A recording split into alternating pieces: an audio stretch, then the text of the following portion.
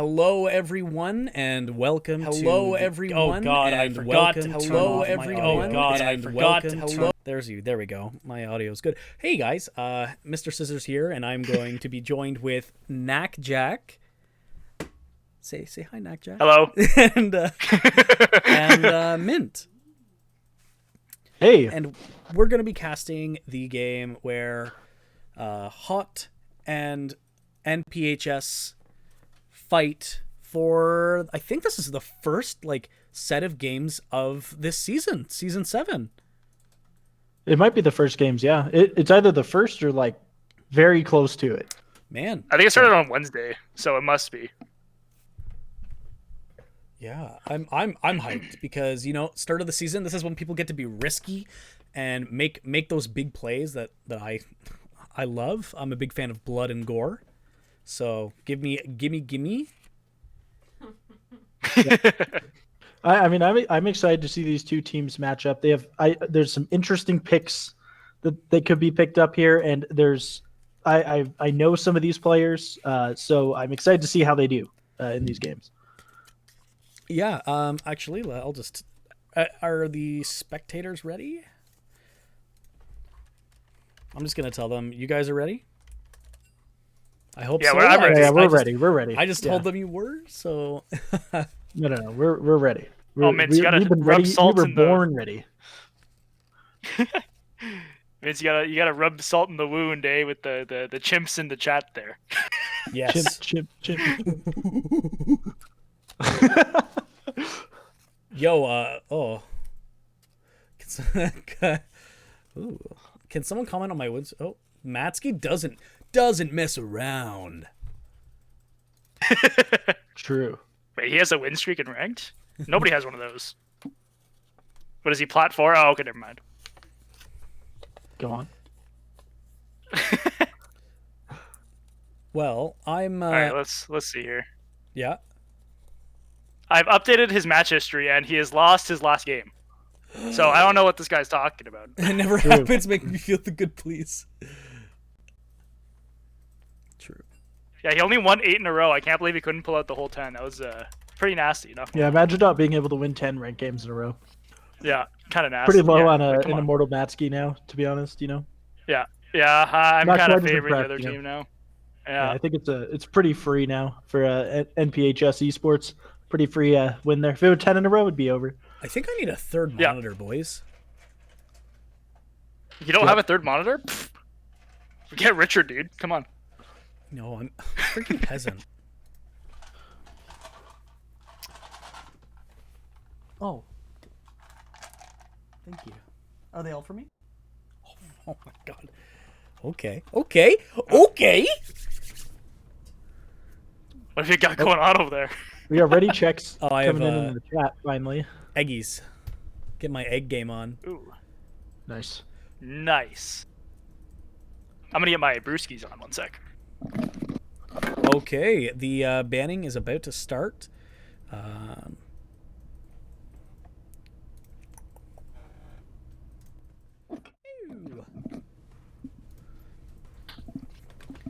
There we go. Wow, these are some fast bans coming out already. Wow, this is like they were. Wow, they were prepared. Yeah. Research has been done. No engaged champ. Alistair Darius. Okay. Someone's a one trick or just very good. Yeah, I think Alistair's alright right now. I think it's worth banning if you don't really have a great way to deal with it. Mm-hmm. So just I could see that. Yeah, solid champ. I can't wait until he gets played in the jungle though. Wow, I'm surprised no Seraphine ban. Yeah, no, look at that. Immediately the First first pick. pick, as soon as I said it. I was just gonna Such a agree with busted you. champ. Yep, that Seraphine should have been banned, and then yeah, I honestly think Seraphine's a lot harder to deal with than Yone at this point. So I don't know. Seraphine, really strong. I feel like NPHS almost has to pick MF now because you don't want to give over MF Seraphine. No, and they're also they're doing the blind pick Volibear. It could be either jungle or top lane. I don't think the patch changes that come through where Volley jungle has been buffed just yet. So yeah, might be a top probably lane top pick lane. here. Yeah. Hey, could be support. Okay, no, it's not. But you know what? All right, They Rel lose the top flex lane, pick. Volibear support. Yes, yeah. Obviously. There you go. For the jungle ganks. It is a Volibear one-trick top lane, so that does make sense now. Yeah. But Rel actually is a pretty good counter as well as the Volibear into Seraphine. Rel and I guess Volibear could ignore the CC with his ult. Yeah. I mean, those are. I guess if they've done their research and their scrimming and have decided that they're okay playing into Seraphine and picking these champs instead, I think it's totally fine. Yeah, Renekton is an interesting pick into Volibear. I played a lot of Volibear myself, and it's kind of a rough matchup for the Renekton, so I'll be interested to see the top lane matchup here. Mm-hmm. I was hoping for this. Yeah, the Talon getting played a ton here by NPHS Esports, and this champ busted right now. Everybody, if you want free elo, play Talon. I don't care what role I mean, you play. in solo queue, yes, but I'm interested to see how it's going to actually play out in a team environment. Very good roam potential from Talon, very good 1v1 potential, but it really it depends on how well Haute wards their jungle.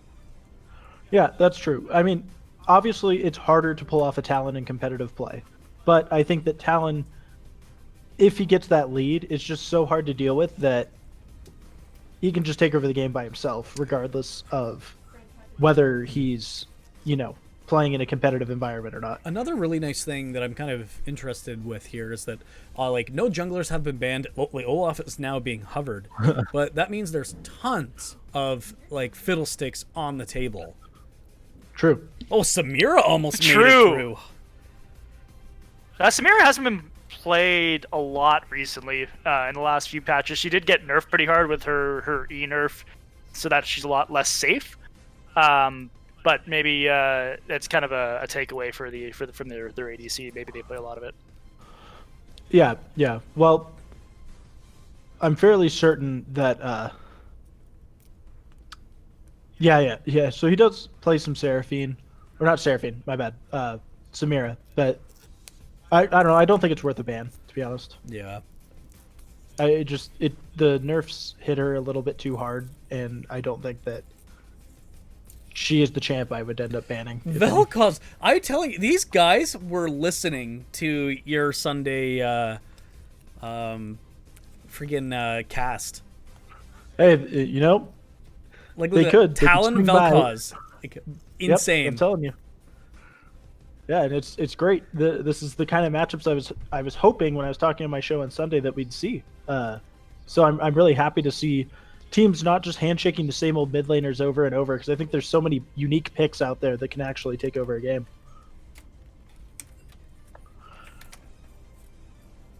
Hopefully hopping into real champ select pretty soon here. Oh, my favorite select.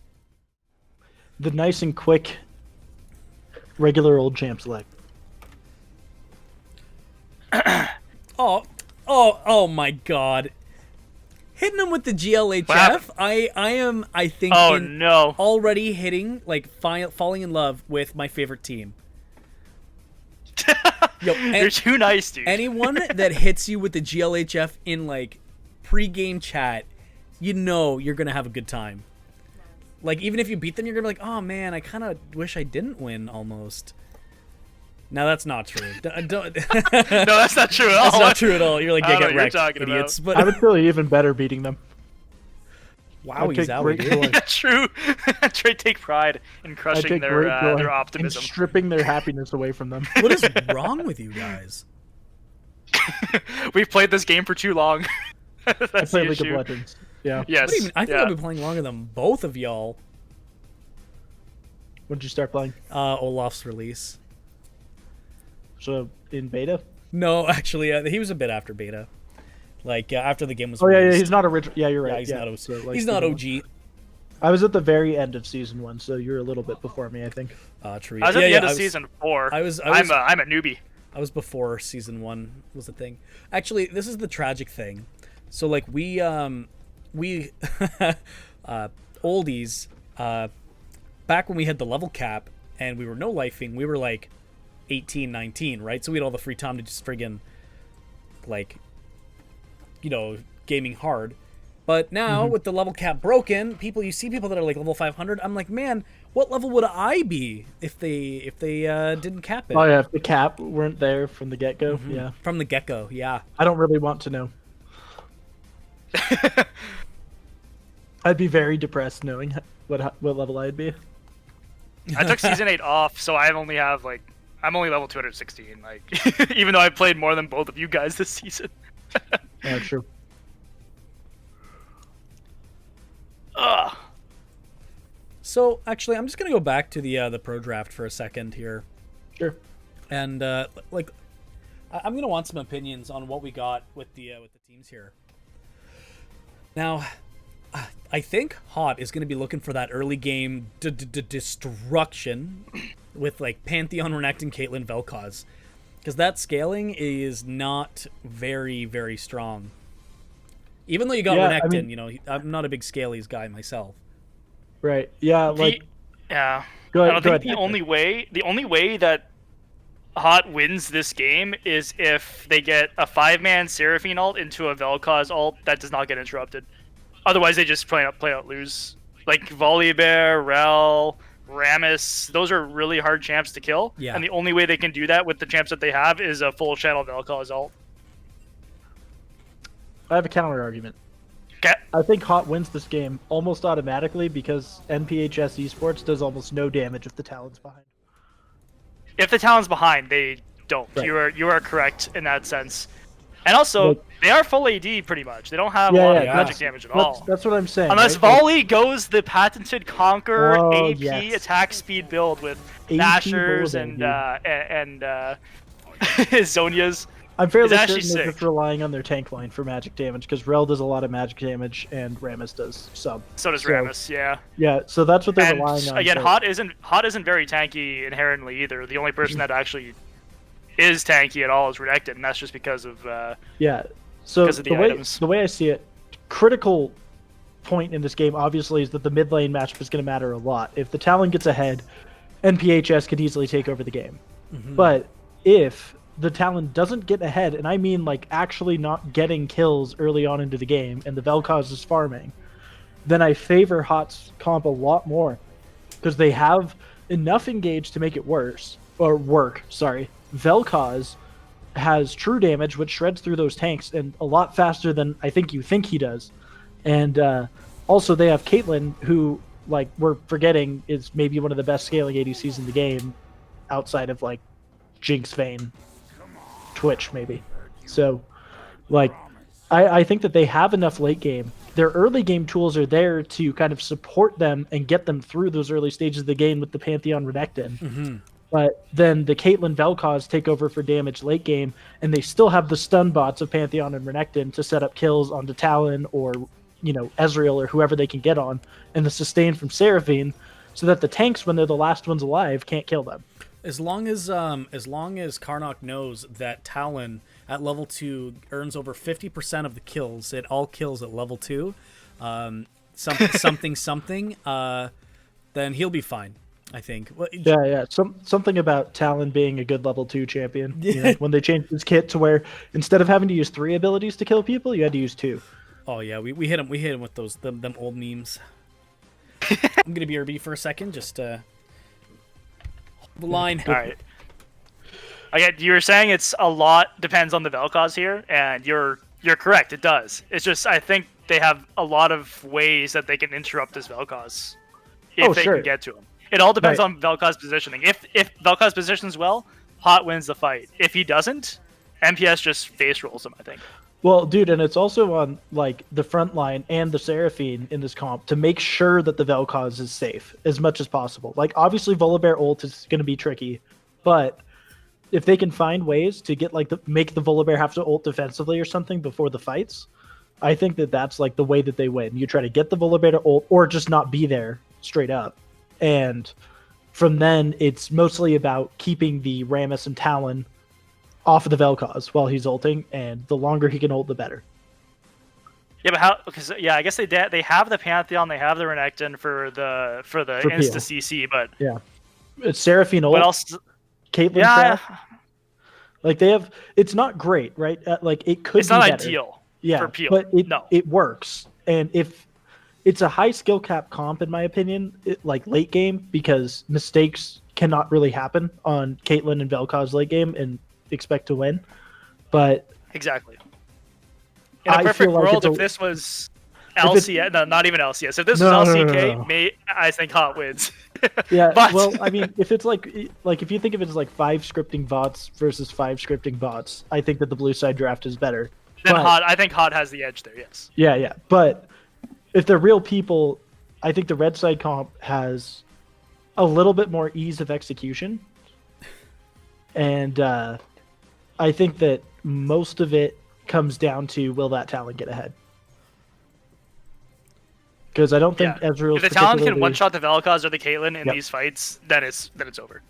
For sure. Yeah. And Rel, Volibear, and Rammus are going to do their best to dive onto the backliners the whole game, while the Seraphine and the other stun bots are going to try to keep them from doing that. And it's going to be tough. I don't think it's going to be easy. So. And honestly, an X factor in this, the Ezreal. They don't really have any way to get on top of an Ezreal during a team fight. If Pantheon and Renekton are focused on peeling off the Volibear or the Talon from the Vel'Koz Caitlyn, the Ezreal will just throw Qs out for free. Yeah, 100%. And if he's going the Dustblade build, like that's a lot of damage from those Qs. Yeah, like I think and that's there's no other way to get on top. Because Ezreal is really good here. He's fairly safe into the entire enemy team comp, but he also has a little bit of an issue with point and click CC if his E is down. Like if he doesn't, if it's down or he doesn't buffer it correctly, Yep, then he's gonna die. And Seraphine ult is also pretty good at punishing him for Eing at a bad time as well. Mm-hmm. So, oh yeah, he's not without like, he's still within a realm of mistake making. Like that, I'm excited to see how the combats are going to roll out, because I think when the going gets dirty, they're going to be fast fights. Like Talon's just going to want to explode people. You're going to have Renekton Pantheon just jumping in, like demolishing a team fight. Other than Rammus and Volibear going down, but lots of squishies to get blown up. Yeah, on both sides. Who's good at blowing up squishies? Talon and Ezreal. Yeah. Yeah, that's true. Yeah. The one thing is that if the Renekton gets tanky, it's going to be like mostly unkillable. That'll be a lot harder. That's real, but yeah. But that's okay. I mean, I don't think that Ezreal has to 1v9 carry this game. Like, you would hope it doesn't have to come to that. It's that if the Talon gets ahead and becomes a secondary threat, or the Ezreal becomes a secondary threat, I should say, then the Ezreal's going to have a good time throwing poke out at squishies and outranging, sort of outranging Caitlyn with the Q. Like, he can Q her and she's not in auto attack range, I'll say that much. You hit me with the one-trick Volibear? Boy got 200,000 points? Miss me with that, dude. Oh, I told you it was a one-trick. That's not a one-trick. 200,000 points. What? No. Look, I'm saying look at his match history this season. He's played 70 plus games of Volibear this season, and 15 is his next highest. Why is it not? Why is it not picking up my League of Legends? Hello? Hello. Can we, Maybe you should try control deleting it, buddy. I might have to. What the heck is this? And then reconnecting. Pog. Frig, amateur hour, here we go.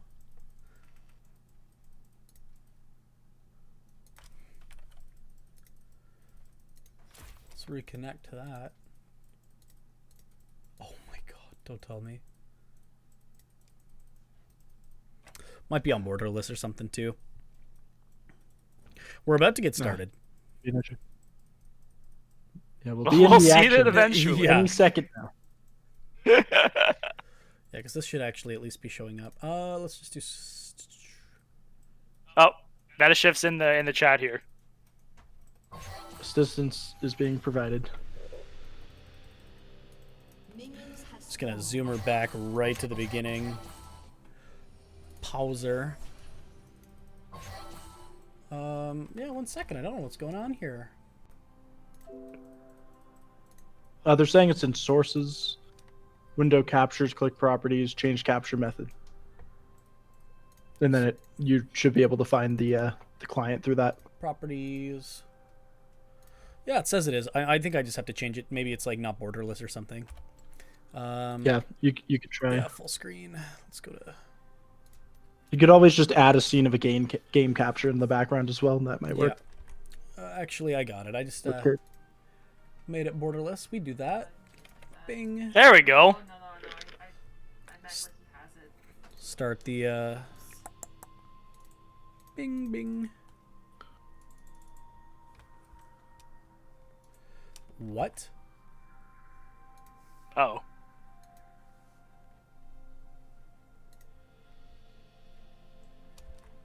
Oh. Interesting.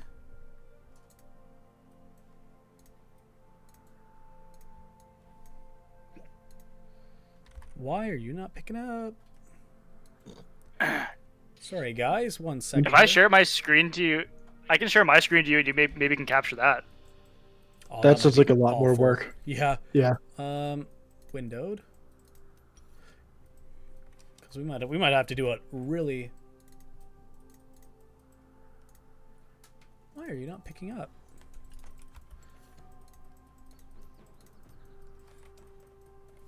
It has never done this to me before. Okay, I'll just add it as a new source.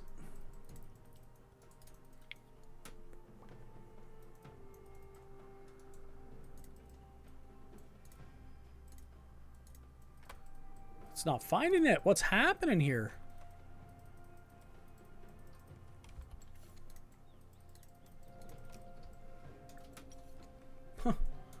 They're saying join the help desk.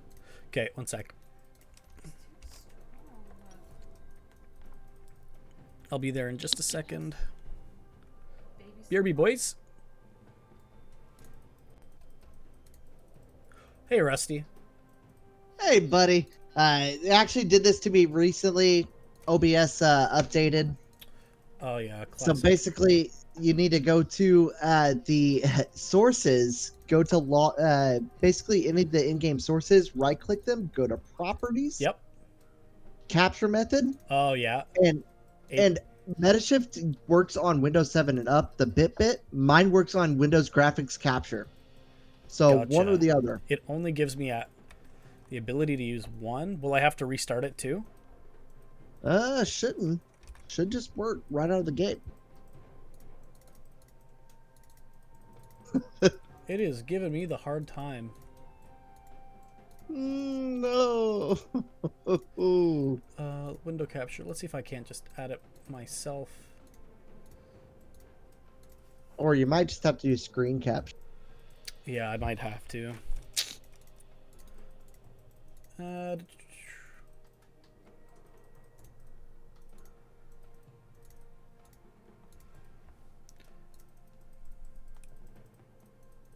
But it's still not showing up. What is happening?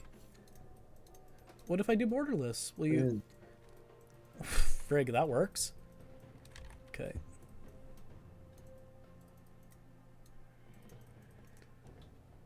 There you go. Alrighty. Thank you, brother. Rusty to the rescue. Sorry about the issues there. That ain't you, brother. Yeah. Thank you, man. All right. Have a good one. Sorry about that, guys, and hope you enjoyed the game. Oh, hello? We're getting there, boys.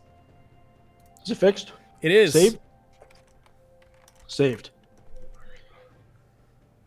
Let's just hope, well, we'll go right back to the beginning. Oh, Actually, for some reason, this is as far back as we got. So, Right. all right, let's press play. Why are you...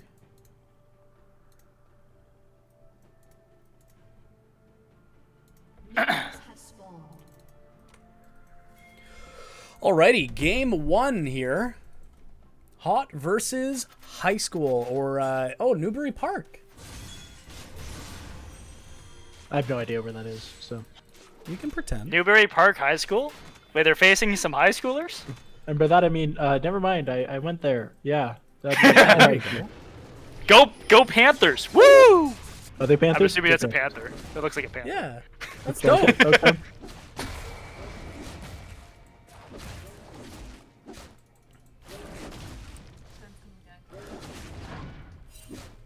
Looks like we got Standard starts. mostly standard cards. Yeah.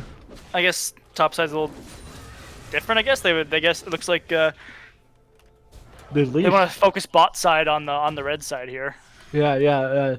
Newbury Park High School with the leash on the top side, which is very interesting. Yeah, looking for Yeah, that especially for a willful Rammus, flash. it's a little bit different. I don't know. I like blue buff on Rammus myself, but Yep. I'm not a jungler. True. We know.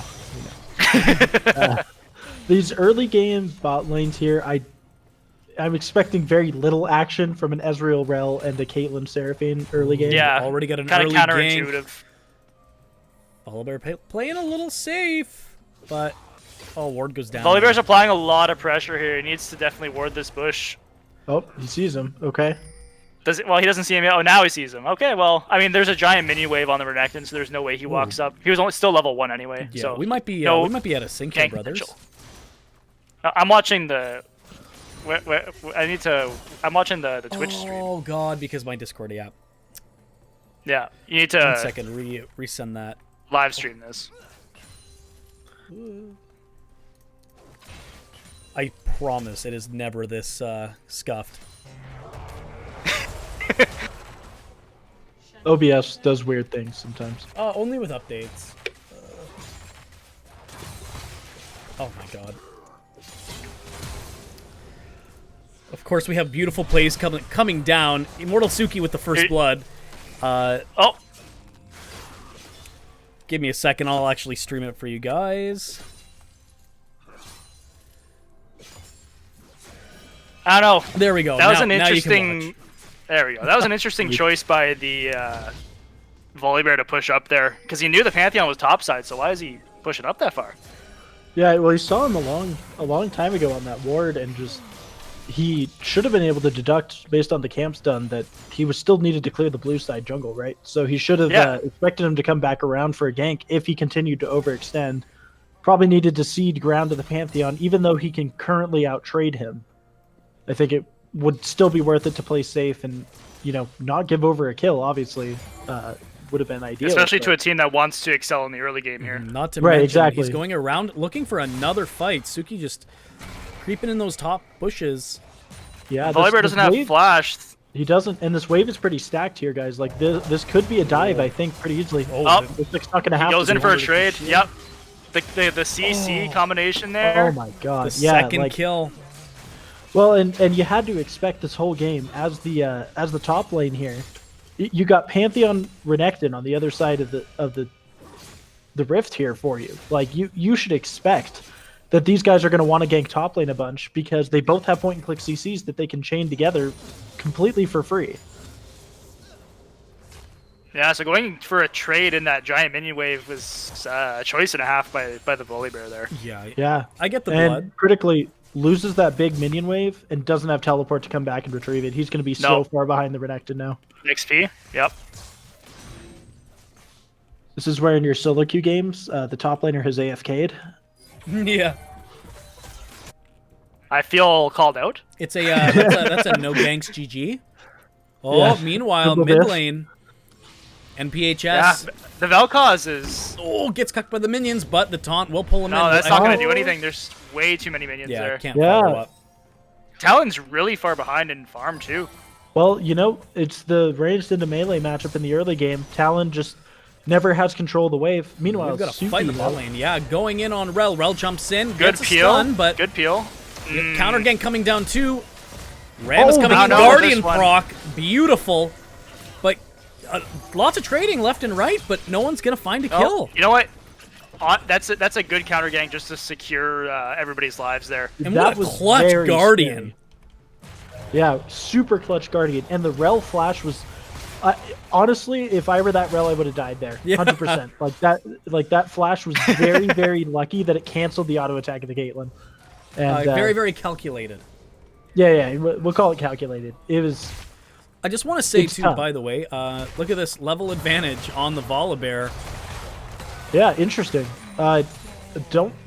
I guess the 2v1. He tried to go for the. Did he have? I don't think he had his cooldowns for that alt top lane. That was a choice Well, it's as just well. a trade at the end of the day, but it's interesting. I know, because but Renekton has.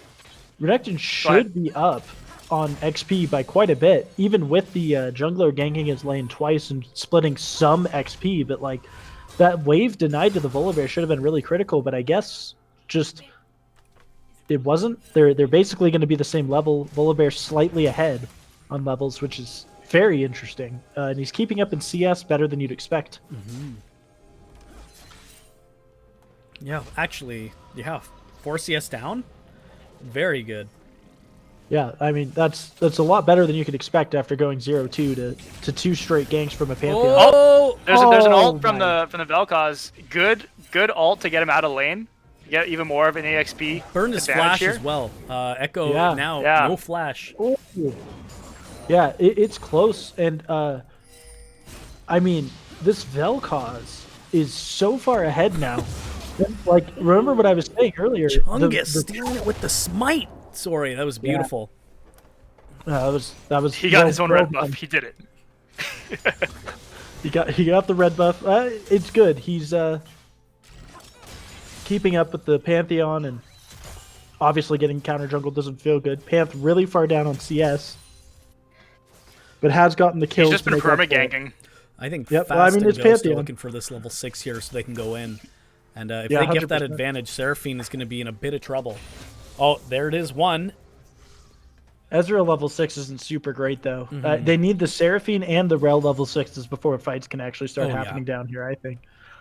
And But, both yeah, I'm Seraphine gonna and go- Caitlyn still have flash as well. Yeah, exactly. I do want to look back at this mid lane real quick because, I mean, we're looking at like a 30-ish CS lead, 35 CS lead-ish for the Vel'Koz, and I think a lot of this comp is here we Yeah, go. we're getting actually another fight in the top lane, but flash from Suki Good flash. gets over, and Chungus, ultimate coming out, going into the mid lane. He's ulting to the mid lane. But That's I'm out of there. maybe he was just trying to get. Maybe he was just trying to get out. I don't know. I think I the think it Canadian was- twofer. He was going for the Canadian twofer. He got out, and then he was trying to get the gank mid. That's a 2-for-1. Yeah, there you go. I'm fairly certain it was just for disengage, and the Vel'Koz was the safest point to ult to. Yeah. And it takes less time for the Pantheon ult to channel based on the distance that you're casting it from. So he wanted to do close by. Vel'Koz is pushed up and winning, so he's safe to ult there, and maybe there's a chance the Talon gets caught up. And this is but why yeah, Vel'Koz was such a good pick into the Talon, Yeah, I because mean- Vel'Koz can just farm under tower. Talon can't do anything about that. Yeah, exactly. Even with ganks. And I mean, even with the team roaming up here, they're just not going to be able to get on top of this Vel'Koz. He's just going to position safely, continue to clear waves with his W, and basically take no Oh, damage. and look at that, dude. He's 28 CS up. Like, that's awesome. Yeah, it's a Two huge advantage. kills?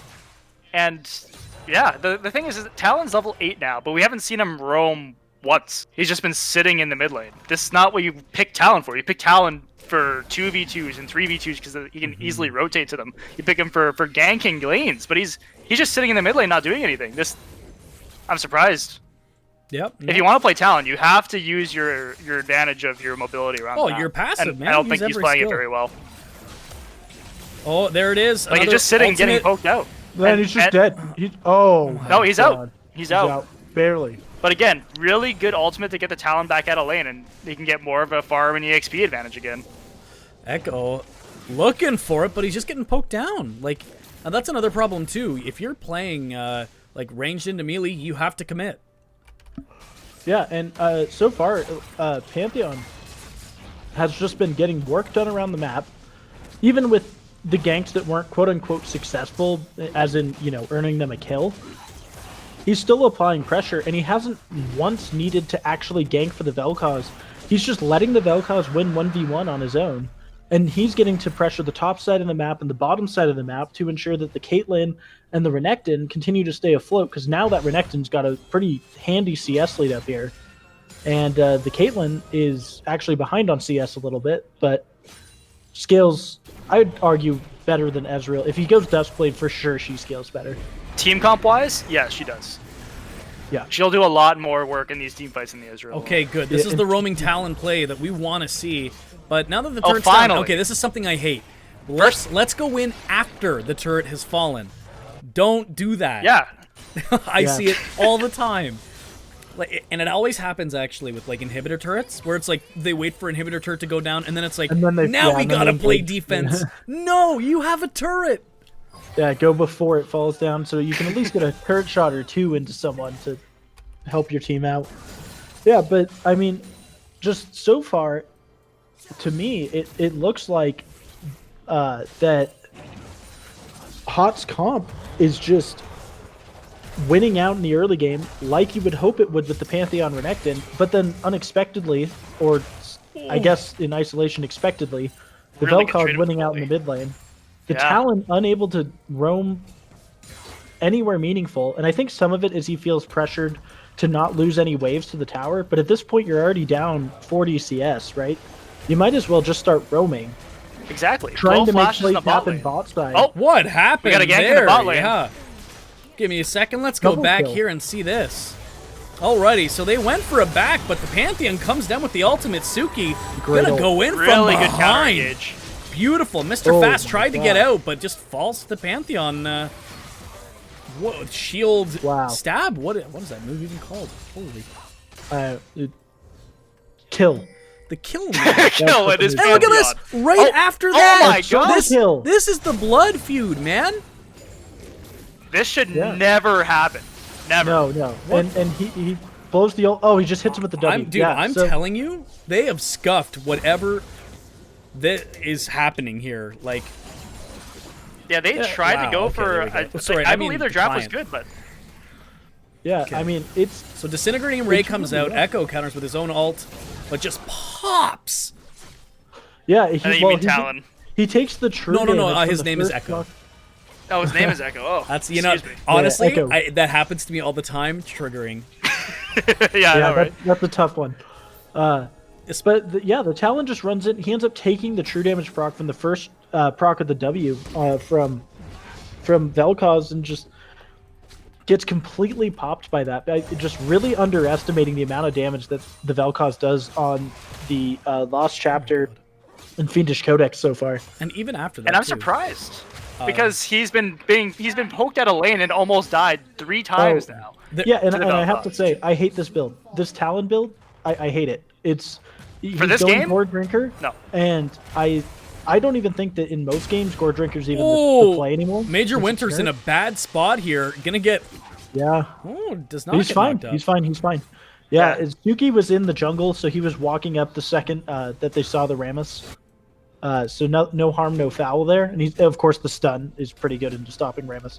But yeah, like just not respecting the Vel'Koz damage at this point in the game, and then ultimately I think this Gore Drinker build just isn't going to get them anywhere because Talon's job is to one-shot the Talon or the Vel'Koz and the Caitlyn. Yeah. And with Gore Drinker build, there's no way he's doing that. Yeah. No. He's gonna try to skirmish the frontliners, and he's not gonna win at this point. Yeah.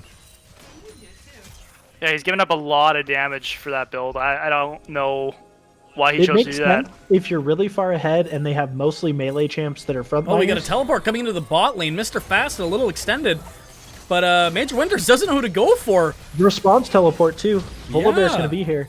But Yeah, this is a good Now- counter engage. now- They can definitely go. Nice. Winters is That's over. a good ult. Seraphine ultimate is down, so she does not have Encore.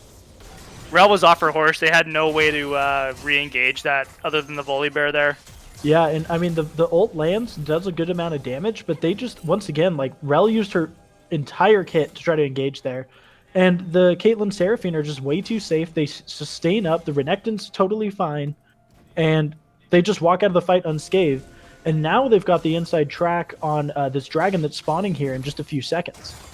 Major Winters goes in, tries to get the stun, but safety ultimate out. Another ult that's not there for Yeah. the fight. Yep. Right, that's what I'm saying. Like the Renekton, all he used was his E and his W, and all that's totally fine. Talon has to use his ultimate, Yep. so he's not killing anyone in this fight. Oh, another Pantheon ult to the, Okay, yeah, to the and bot then lane that's here. the encore coming Nice ult by the Seraphine there to get that Ezreal through his E.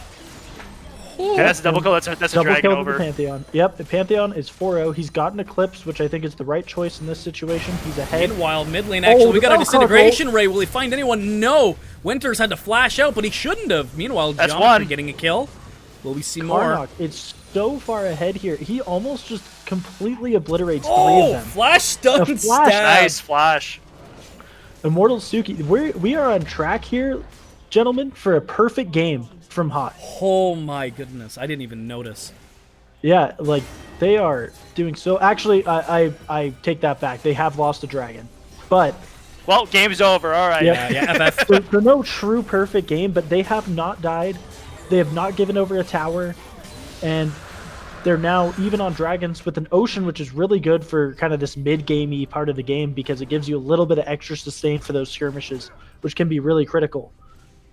Talon just, I mean, he's got his gore drinker now, but like it doesn't even feel like a power spike to me, like you would think a first item would on an assassin. And like I said, with him not being ahead, it just doesn't make a whole lot of sense. And now the Vel'Koz finishes Leandri's, and that just feels 1,000% better Now, at this point in the game. I also want to point something out that when you do see people playing around like the plat gold MMR, if you ever see a large change of like wealth, so you know if Talon does happen to get the 500 gold shutdown, like these games can flip like a switch.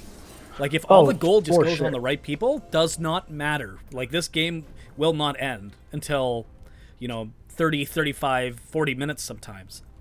Yeah, no, 100%. And I think it's going to be really critical of Haute Immortal to have to really carefully play out the remainder of this game. They've clearly left the laning phase portions of the game, and they're now going to be in the more team fighty, skirmishy, mid-game, late-game portions of the game.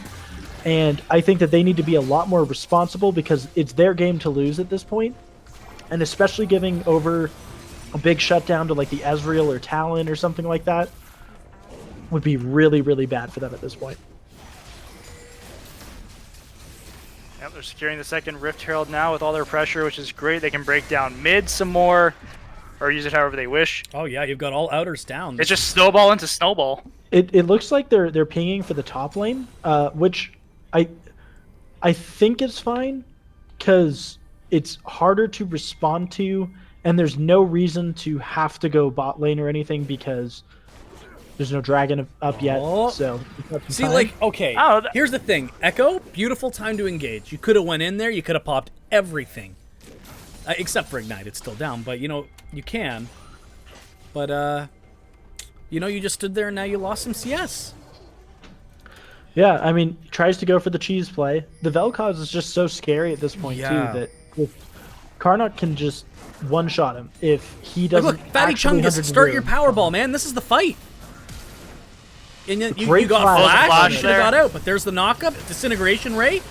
He goes down. kill. Karnok on fire, dude. Yeah, and I'm gonna say Ooh. that that's a bit of a Ultimate coming blunder into the from bot Chungus. lane as well. Not done yet. Okay. But Major Winners can't get the stun. Looks like Volibear's gonna be completely fine with the ult I think there, but Oh yeah. Why would they go for an engage when they had no vision in the top side originally Yeah. for that fight?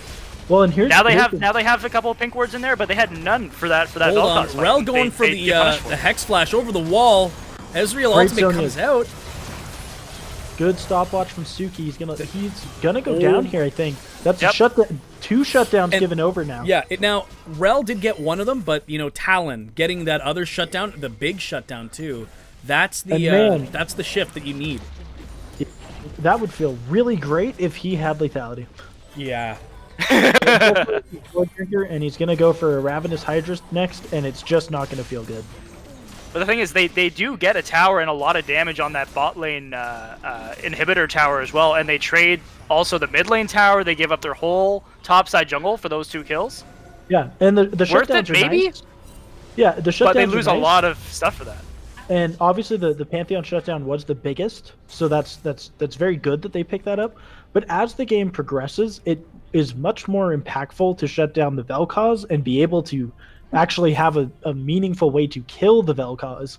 Because the Pantheon from this point on is pretty much going to fall off in terms of damage and mostly just going to be there to absorb damage and provide pressure with the stun. And that's why he has a chain vest now, probably building into a GA next, just so he can jump in there, pop, and W somebody.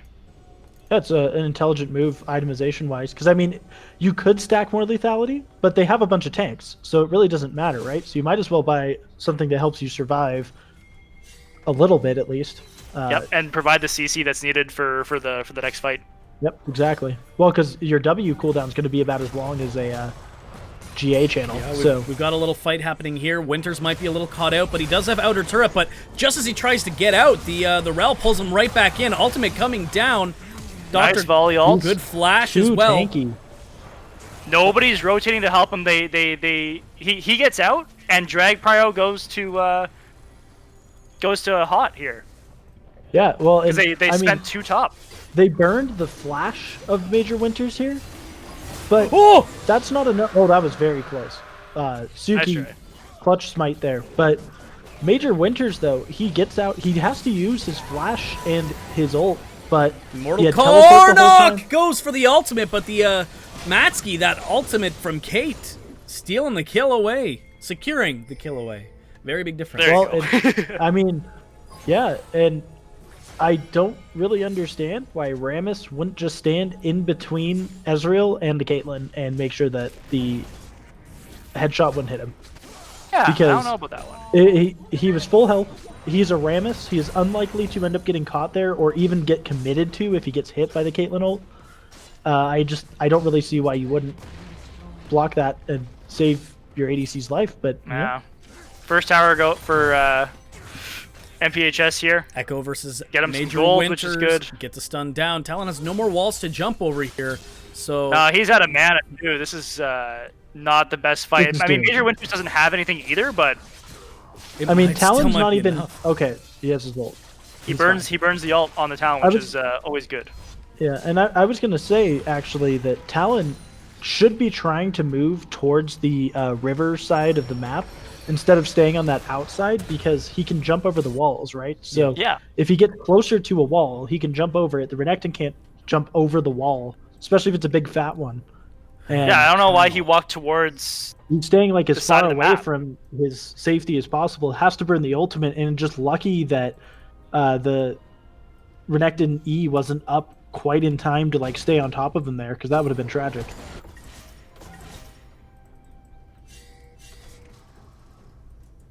And yep, you were right, Knackjack. He did go for the Duskblade Essence Reaver build on Ezreal. I will be completely honest here. It does a lot of damage. It's very bursty. It's fun to play when you're ahead, but in a game where you're 0-3-1, and even on CS with your lane opponent who's 1-0-3, it is going to feel awful to play into a full crit ADC. Oh no, it's fine. He's making up for the other Talon lack of lethality. Yeah, he's just buying items so he can share them with Talon later. Yeah. Yeah, it's the old bait and switch, you know. Meanwhile, we're getting a Baron already. Yeah, I mean it's being sniffed out by Fatty Chunkus here. I don't think they're going to be able to get anything here, but yeah, I mean I respect the attempt. They have Vel'Koz and Caitlyn. They shred that Baron, so it makes sense why they can threaten a rush. Because NPHS is forced to respond to that. They can't just wait around and hope that doesn't happen. They have to respond because they will kill that Baron very quickly. And you do not want to give over a free Baron to this team at this point. Whoa, ultimate coming in. That might have been a little deep to start, but Seraphine No, ult, Suki's though. taking a lot of damage here because he's got GA. he does have the But GA. the disintegration and rate there's the finds Vel'Koz one. ult. Karnak. Matsky Two. frontlining AD carries. What is happening here? And that's a Baron. That's a Baron. Yeah, for it's sure. free Baron. Oh, Talon's Echo, getting caught out here Echo, too. what are you doing, Wait. buddy? The fight's He's out. over. He's out.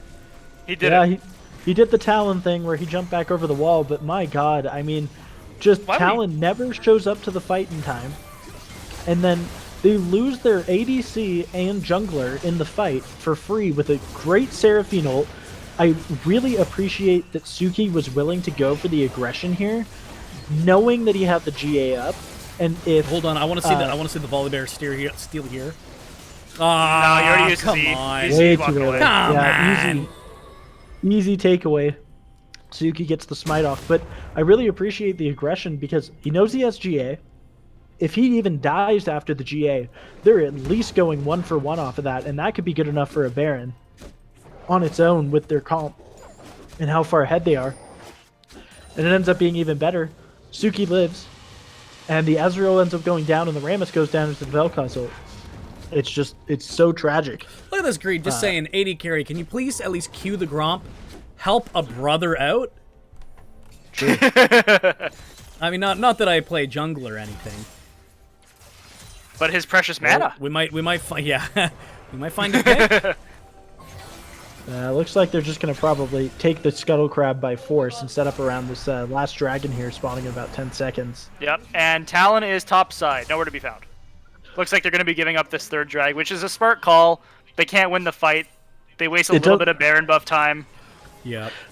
Let me say this. I don't want them to sit around here and pretend to try to contest this dragon when they see the Talon top side. Oh! Almost Oh stolen. my Meanwhile, God. another disintegration ray comes down and will That's the find kill. it with the help of that headshot from Matsky, the ultimate, sorry.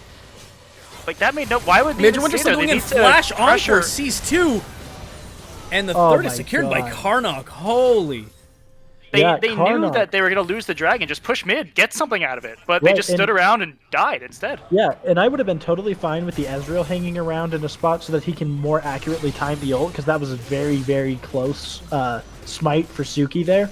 Yeah. But This might be game but here. otherwise, yeah, it 100% could be, because they have the Baron here. They're knocking on the door. The 16 Talon seconds is on so far Ezreal. behind.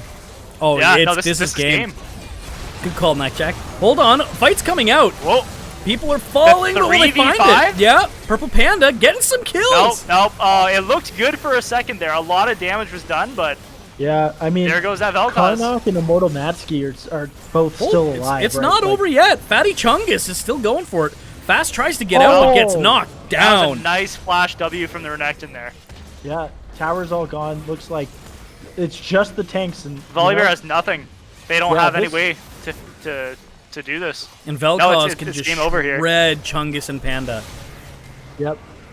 I mean, yeah, just like I said, I really, really enjoyed the draft from Haute that game, and I'm glad that they played it well. But I really was hoping that NPHS would give us a close match, because I wanted to see the Fed Talon Ezreal combo kind of teaming up against the Vel'Koz and the Caitlyn, and kind of seeing who can outdive the backline. But it just turned into just getting smacked with hot swallets the whole game.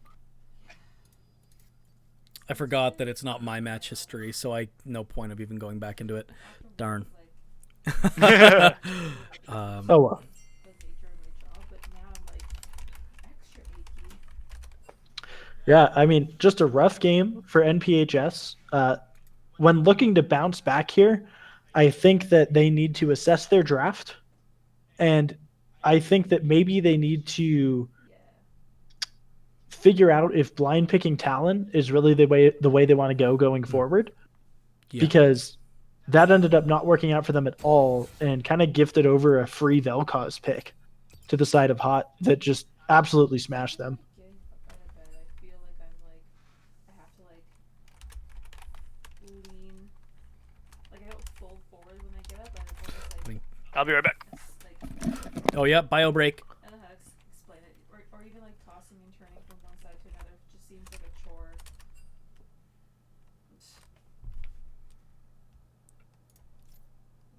Oh yeah. Oh, man. See, I told you, man. The Aaron Brom one trick coming in with the GLHF. But like now it's like pretty much there. Yeah, it worked out for them. I don't know if they had fun though. Well, they definitely had luck. They had some kind of luck. It's really cute to like tell like little girls that Oh, aren't it's so cute. like a baby girl because they all get excited. Wait, Mr. Yeah. Fiddlesticks? Oh. Wait a Oh, I second. see. No, That- it's because of my name, the Mr. Scissors Fiddlesticks God. It always gets mixed up. Mr. Scissor Sticks. Yeah. And then some people call me by my real name, which is Fiddlesticks, and it just gets really confusing. want it to be a girl, but I think it's a boy. Yeah, that checks out. It does. Yeah. Well, I mean, that was pretty much a stomp. Hot Yeah, what? Hot played very well. I'm impressed with how they played. They played fairly clean, but I also am not sure how much of it was just clean macro and decision making, and how much of it was just them being so far ahead that anything they did seemed to work out. No, I think it all came from the all from that beginning 2 ganks in top lane. Like that, just letting a Pantheon be able to get that steamroll online just helped control the rest of the game. Because and it was shared too. It was shared kills, 1 on Panth, 1 on Renekton. Right. Yeah, so the Renekton gets ahead there, and some weird stuff happened with levels, but eventually the Renekton's advantage came through and was really far ahead of the Vel'Koz, the Volibear. And more importantly, the Vel'Koz was just winning 1v1 in the mid game, or the mid lane. Gosh, I can't talk now. In the mid lane, and the Talon was just not willing to roam and make plays happen around the map and pressure the side lanes. Because that could have been a huge X factor. Who cares if the Vel'Koz is up 40 or 50 CS if the Talon's up 4 or 5 kills from side lanes, right? And Yeah, it just makes up for it. yeah, make sure getting your team ahead. Like when you're playing something like a Talon, your advantage is the fact that you can out roam almost any champ, and you just show up in all of these fights in the side lanes. You could easily get there, and sacrificing CS and lane direct lane pressure on your lane opponent 1v1 is more important than, you don't need to win the 1v1 as Talon. You just need to win the side lanes. Are we waiting? Are you guys going to join the lobby or No. spec? No, we're just watching yours. It's all good. It's all good. Easier. There's no delay that way. Well, for us, we're all on the same page. I don't want Talon in my lane. Yeah, you know what? It is good, and but you actually have to use the tools that he has, right? So yeah. Well, and I hope that they actually make some draft adaptations, because I really wasn't super fond of NPHS, their draft this last game. I think they need more magic damage, and I'm fine if they want to pick an assassin into these mages that are getting picked in the mid lane a lot, but you have to play the assassin the way they're intended to be played to make it worth. Like on Talon, your idea is that who cares if they pick Vel'Koz and can bully you out of lane because you don't want to be there. You're not anyway. going to be in lane anyway. Yeah. There's nothing, and Vel'Koz can walk down to bot lane all he wants. He's not going to get there before a Talon. Yeah. Never. And then if he's in river, Vel'Koz doesn't have a tower to run back to avoid the Talon. Yeah, he's much less. If he tries to follow, like it's crazy. So Talon just never moved that game, and the pick just kind of blew up the game for them. They got Vel'Koz way ahead. Yeah. Yeah, 100%. Yeah, like I liked the draft. Otherwise, it wasn't bad. I think they could have picked a different jungler or a different support, maybe to help out the tanks and the Talon and the Ezreal to move around a little bit easier. But they just didn't pull it off. Yeah.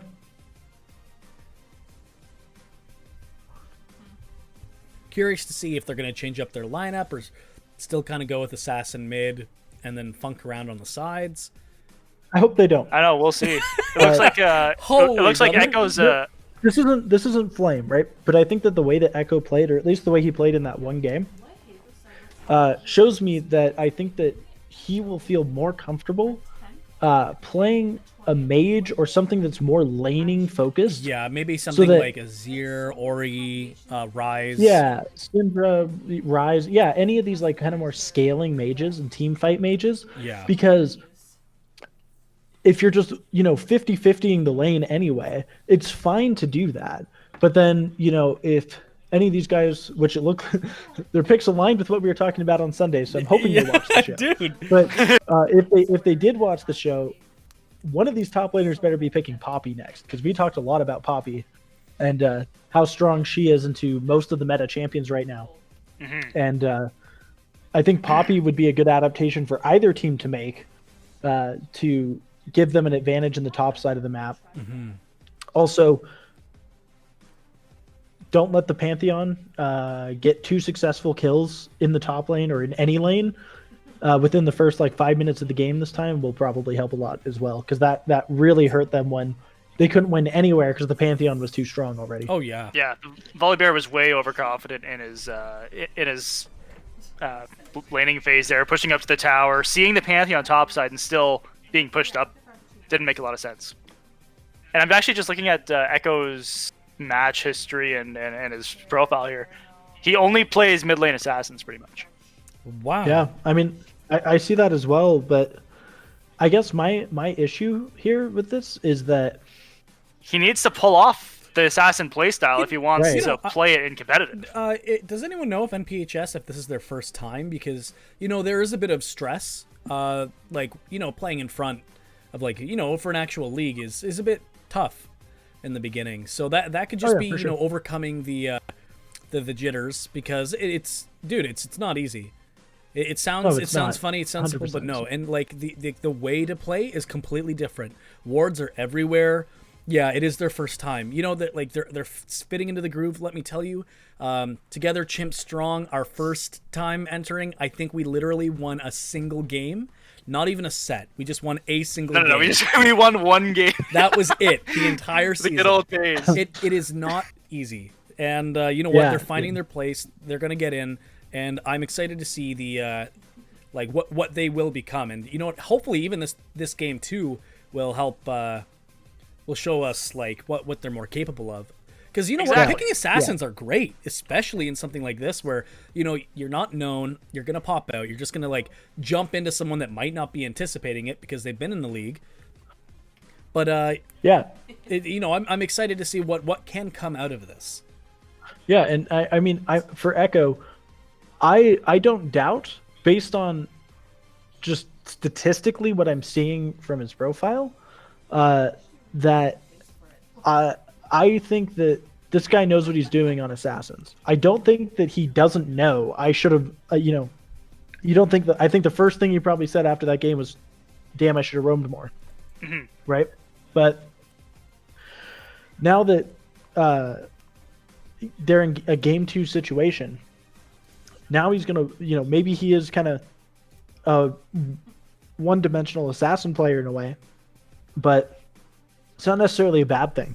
No, and you know Just what? playing your playstyle and playing it better than the other person's more diverse playstyle will just win you games, right? Exactly. And, I think that if he whips out another assassin again, I want to see him make the adaptation and maybe just settling in, like you said, could have been nerves and some other factors there from the first game, not playing in a competitive league before or something like that. Yeah. Can definitely have an effect. And if he comes out this game and completely pops off on an assassin and wins them the game, I wouldn't be surprised, because me personally, I always felt like I played better game 2s and game 3s than I did in game 1s. Yeah. Because it's like that first game, I always feel like I'm trying to tiptoe and not make mistakes more than I'm trying to actually make proactive plays to win. Mm-hmm. But once I get to that second and third game, I always feel a lot more comfortable and I'm more ready to step up to the plate and make more plays happen. And I'm caring a little bit less about, not taking any risks and going for stuff that's a little more risky. And as an assassin player, you have to be willing to take that risk, because that's Just the saying, whole that last idea. pick, there's actually a Diana, not Pike. But no, you're absolutely right. And there's a phrase that I love called, there's playing to not lose, and then there's basically playing to win.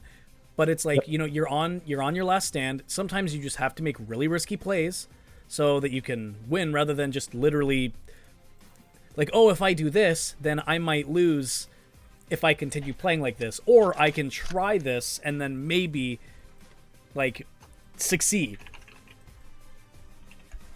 Yeah, exactly. And I think that that's a big thing too, because being able to play to win, as you say, I think it's something that's really, really lacking from every level of play, from the most casual of players all the way up to the professional level. You see this plaguing games where people are more afraid of dying and taking a risk than they are of actually making the proactive play that could get them the win, even if it is a little bit riskier. Yeah, I do agree actually a lot because you don't see any risk. I'm not saying that there's untapped potential in everyone, but I think right now everyone's just tiptoeing on like, well, Orianna has like a 50.5% like win rate, so she's just safer, so let's just play with that instead of like, big PP energy like your friggin' fiddlesticks jungle, dude. Right, exactly. Yeah, and I think just sometimes staying true to yourself and playing the way that you know best how to play is going to win out at the end of the day, rather than trying to fit into this mold of what's absolutely best in the meta at the moment. Mm-hmm. So I wasn't able to catch the pro draft here, so I wasn't. Oh, I'm so able to sorry. No, it's all good. It's all good. I just want to quickly talk about this draft real quick. There's some interesting drafts. Very interesting picks. NPHS have made some adaptations. Volibear is going to stay in. I think that's fine. I don't think the Volibear did horribly last game. The early levels were rough, but after that it was slightly better. The Fizz coming out for Echo. I think Fizz is really, really strong. Especially if you are good at roaming, because Fizz obviously going to want to get in that side lane. Yeah, let's hope that Echo really shows us that assassin playstyle, because I'll be excited to see it, especially if they get like a two-man ganks top, three-man gank top with a Vi. Oh my god, Vi Volibear Fizz would be a nightmare for anyone. Yeah, and God bless. I'm almost 100% sure that some of these guys have watched the show now, because Janna coming out into Rel is an exact matchup we talked about on Sunday in my show, and how good Janna is, and just enchanters in general, actually, into these engaged supports in lane, and how you can still make them effective in a roaming scenario, especially when, if you look at the side of Immortal, Haute Immortal, they've got plenty of engage from Diana, Pantheon, and Wukong to set things up, and the Janna can just be there to peel. Mm-hmm. Yeah, like, right after Fatty Chungus has done her ultimate on Vi. Yep, just see you later. Beep. Set her out of there, yeah. Literally the only thing they're missing is the Poppy, and then we think that they'd be like ghosting your show, dude. Well, and I think Poppy would probably only make sense for the blue side draft, right? Because I don't know the exact order of how this was all picked in pro draft, but if they saw the Volibear, there's no reason to really pick Poppy into Volibear because he doesn't have a dash. You know what I'm gonna do actually? I'm just gonna pull up the pro draft again. That would work great. Yeah. So yeah, actually, it looks like Volley was picked second, so they would have seen Janna Pantheon. So I think Volibear must be comfort pick. Yep. So that's what I assumed. So it makes sense why Haute Immortal would not pick Poppy into Volibear, just because the matchup in isolation isn't great. But outside of that, I just prefer Hot's comp again. Jack, what you I hear you humming and hawing over there, man. Hit me with what's on your mind. Oh, there it is. I didn't see the pro draft until just now. I'm watching the Twitch stream. I don't have it on the Discord. It's not streaming my screen. Boys, let me know. I'm looking at the Twitch stream. I've got it up at least. We're good. There we go. Okay, there we go. So yes, no longer scuffed anymore. Yeah. So I don't really like the Wukong pick into the Volibear again. I said that the first game, but the first game, the Volibear kind of got destroyed anyway. No, I feel you there. Also saying that Pike should actually be a Diana. Yes, that's correct. Yeah, Diana does really well into Fizz. That's a really good pick for a pick into the Fizz, I'd say, as a last pick. She just wins trades all the time because of her W shield. Like, it's disgusting in the Fizz. You early game and actually get prio on the wave. Yeah, she wins all-ins super hard. I think Ezreal's a really, because they have so much damage already. Ezreal's a huge pick for them. They can have a long range guy who won't get picked. They don't need really the damage to take out tanks. Wukong does a lot of damage to the Rel and into the Volibear as well. Also, once again, not having enough damage to kill the tanks right away doesn't matter that much, because if the tanks are the last ones alive against that entire team, they'll eventually die. Yeah, they can't do anything. More the threat is dealing with the Vi, Caitlyn, and Fizz jumping onto the Ezreal. I also want to point out here about Haute Immortal.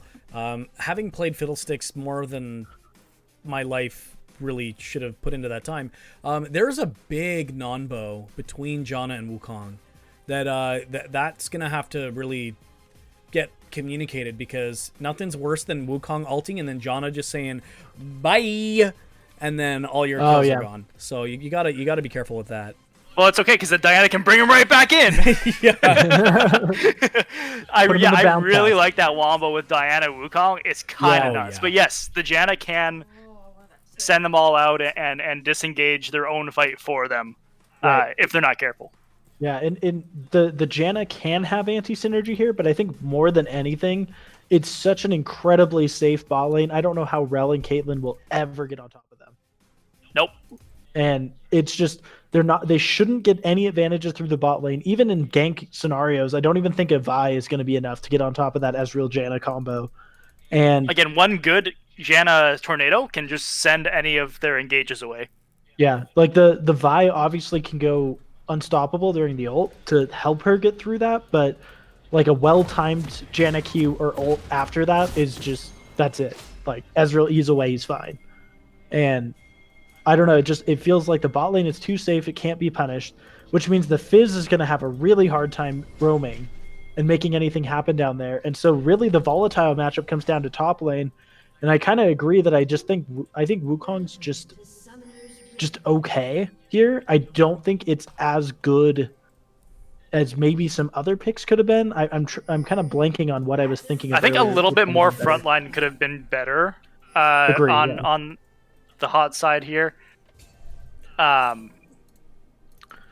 yeah, Wukong in the matchup is just okay. In the game, decent if he can survive.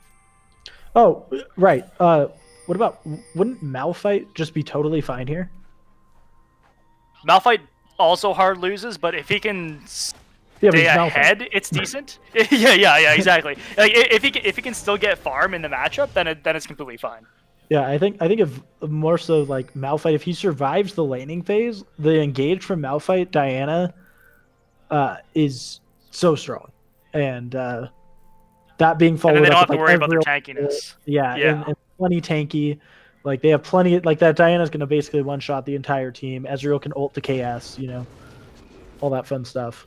Honestly, I think an Ornn pick might have been better than Malphite itself. Ornn would be good for sure. Ornn would be insane. All right, so it's a both top side start for the junglers. Looks like there's going to be hopefully some fun in the bot lane. Level 1 engage already, Dr. That's Ghost. very smart. But ARAM Braum one trick, just getting the autos, trading it back. Yeah, the trade ends up being mostly even, but credit to NPHS in the bot lane here. They saw that the Janna didn't start Q and immediately dove in with the Rell because there was no way for it to be stopped, and it was gonna force something out, right? So it ends up not being super fruitful, but it was definitely worth it to go for because the Janna had started W. Mm-hmm. Looks like the Vi wasted a little bit of time trying to check the top side for the blue buff and Gromp, which was already taken. Oh, no, sorry, it was just the blue buff. It looks like the Pantheon went immediately from his blue buff to his red buff. And the Vi stole the Gromp there. That was an interesting path from the Vi. Oh, wait, she did steal the Gromp. You're right, yeah. Yeah, that is interesting. Okay. Well, buff to buff makes sense on Pantheon because he just wants to gank bot lane. He's already behind NPHS here. Looking to make a play on them. Wait, Pantheon doesn't have a blue buff. What's going on? Does not.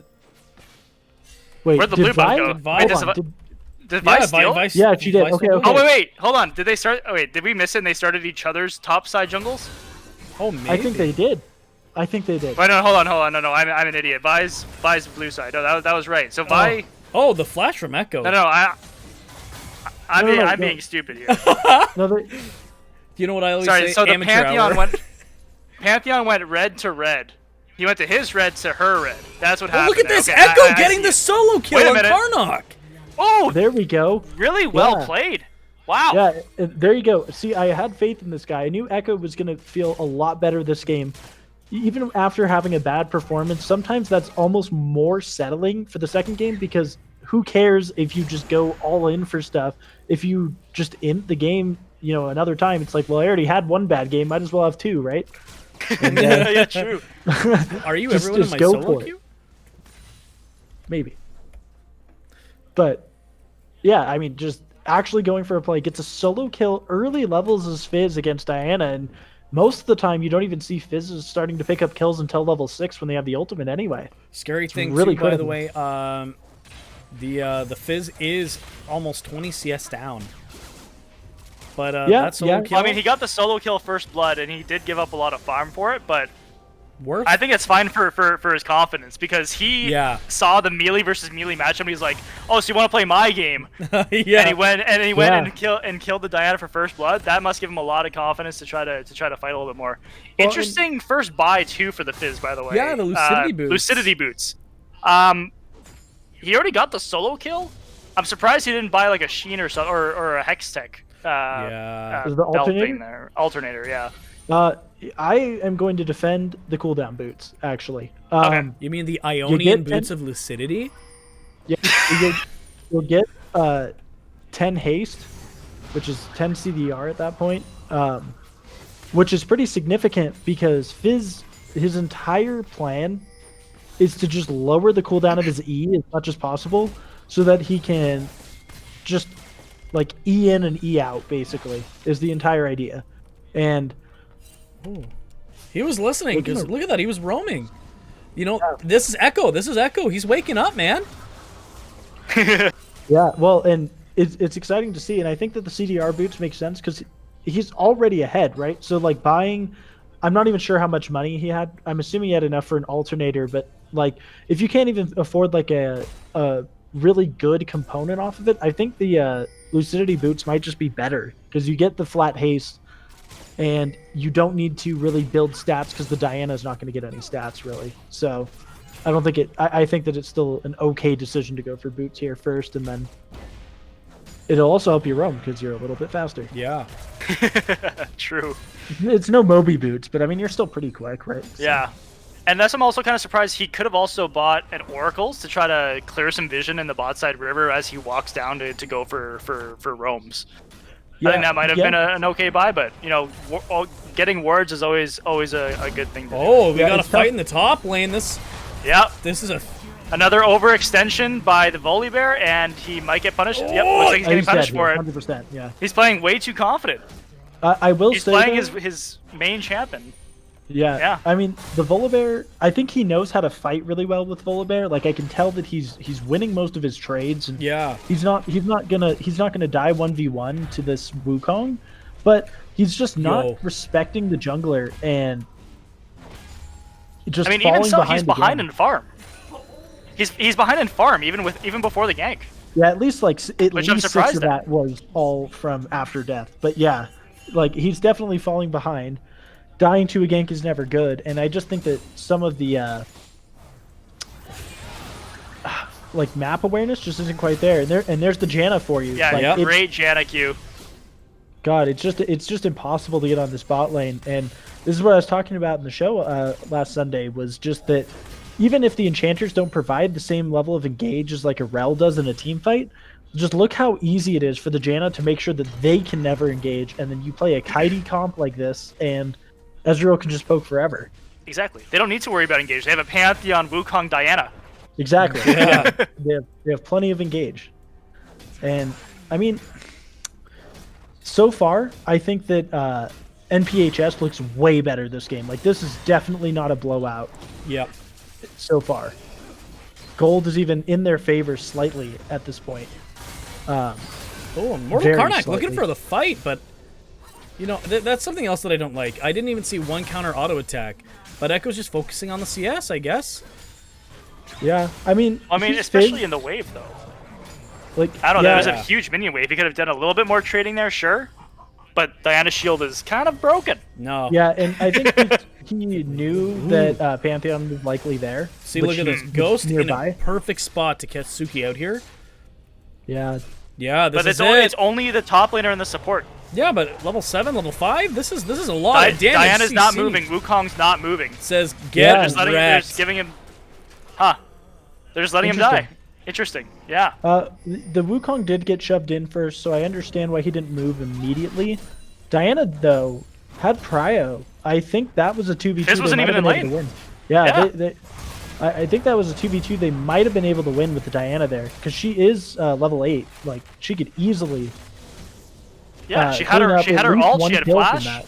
Yeah. Yeah, because making that a Mr. 1 for 1 would Fast. be totally fine. Under turret with But- a three-man bot lane. Smart.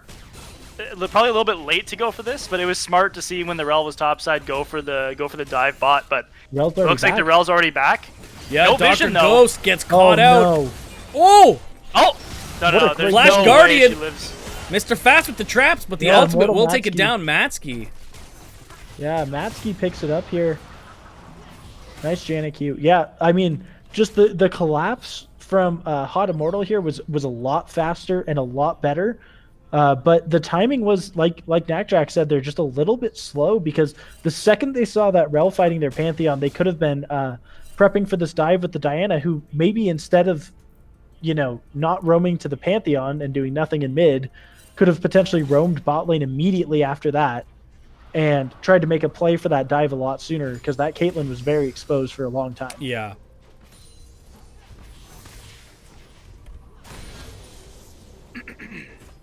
Also, Ezreal's up 30 CS, by the way, on a Caitlyn. By the way. So It'd that be Rel like roam that really didn't- sometimes. I think that killing the one Pantheon who was worth next to nothing, obviously is worth the regular 300. He hadn't died or anything, but like the Ezreal's so far ahead of this Caitlyn now. Well, you And know that what? feels so bad. 'cause Sometimes- you shouldn't be losing lane. Sometimes That's it's not about the Caitlyn here. trade. Sometimes it's about teaching them a lesson. Sure, I mean, you meme on it, but like it's actually somewhat true, right? Like if you can Mentals tilt the other matters. team by catching them out, Yeah. yeah, and you get like let's say you get Suki really frustrated with the game because he's always getting caught by a bunch of people being where they shouldn't. Then I could see it actually working out, but I don't think that Suki's going to be too tilted here with his Ezreal being so strong. And I mean, ultimately, the only real issue so far is going to be Oh, the Fatty screen. Chungus Oh, going gotta get in. Diana. Meanwhile, stun's coming down. That unstoppable Nice. autos will be enough, but look, Wow. Suki's gonna give it to Pantheon. him too. Gravity pull. Jana's here though. Oh, Yep. flashes into Oh, you Matsky ult. flash into the Ezreal ult. He didn't even see it happening. Meanwhile, Braum goes for the knockaway, but it's not enough. Oh, nice stun by the Rel. Huge stun. Oh Wow. my God. Well That played was- by the Rel there. NP Well played. coming back, dude. Yeah, that looked good. That was terrifying, but and really messy from both sides. But it ended up working out mostly in the favor of NPHS here, and Ezreal ends up picking up a kill with that ult, and a flashing solo into it. kill top lane. I'm actually just gonna go back here for a second. Yeah, See, for this is sure. what I'm talking about, the matchup. Oh, Major Winters never Oh. stay for that, dude. Yeah. Oh, it's a big Bully wave. Bear. Oh, he doesn't even have ult. Oh, Major I mean, Winters he actually still just holds it, used though. Yeah, it. he overstayed really hard there. Yeah. Yeah, he had flash up though, so I don't. Wait, yeah, the Wukong's gonna go Divine Sunderer here as well, which is an interesting choice for the game. For the matchup, it makes sense, but for the game, I'd much rather have the shoot. I forget what it's Goredrinker? called again. Yeah, I'd much rather have Goredrinker for the Yeah. inherent tankiness it gives you in team fights. Well, and I think That's, that Wukong's use in this game, right, is that he's going to want to engage the fights with the Diana, and then he wants to AoE down as much damage as possible, because the idea is to catch out as many people in the Diana ult and Wukong ult as possible, and Exactly. just burst them during that duration. Yeah, but you have the Diana, you have the Pantheon burst, but What did there's a kill I mid lane. miss? Yeah. Holy smokes! There's a lot of kills this game. This is the blood fiestas that I love. Echo's out. Oh no, Echo Karnot uses EZ. fighting, but- doesn't have any vision, no vision in the Yeah. topside river, and goes for the fight. Yeah, he flashes out, but sadly, actually was right into Pantheon. Yeah, probably that seemed pretty telegraphed, at least from my spectator no. not playing the game Wukong. point of view. He has There's the ult. ultimate There he coming goes. down. Major Winters Yep. getting attacked. Flashes out.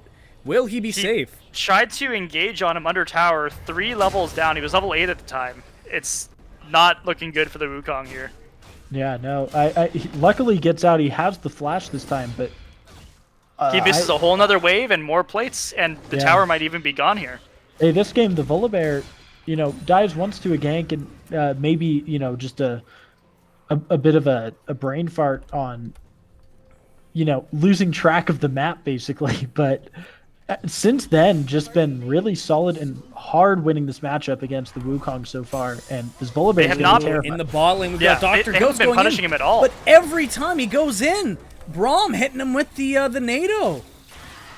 Yeah, ARAM Braum one trick just showing why this Janna pick is so strong into these engaged tanks, and especially Rel, because it's such a long channel, it's so telegraphed, it's so easy to cancel, and I mean, there's just like there's a reason neither one of the bot laners have died for Haute Immortal this game.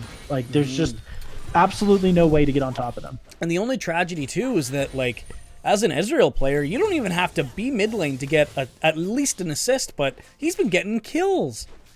Yeah, he's picking up kills with the ultimate, which is it's great. The awareness to throw the ult in the right place at the right time, picking up 2 kills off of that. My boy's pulling out his Also, calculator, just like beep beep beep beep beep beep, yeah, right there. He's got time to pull out the protractor and put it on the screen and make sure he lands. He's got aimbot, guys. Yeah. I think that was a desperation herald, but it still might be enough to yeah, get it's first probably turret. running out. Well, or Volley gets top turret first. Either way, yeah, Wukong's rotating the mid. Top tower's gone, 100%.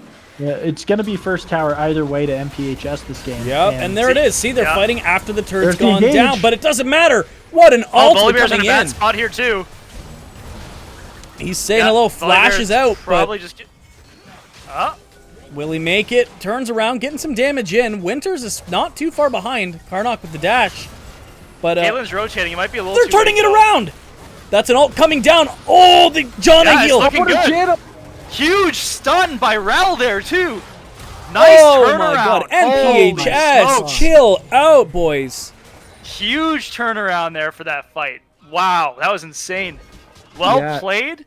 I'm surprised the Volibear lived there for the initial burst from everybody, but I guess they had already used everything to win the beginning part of the fight.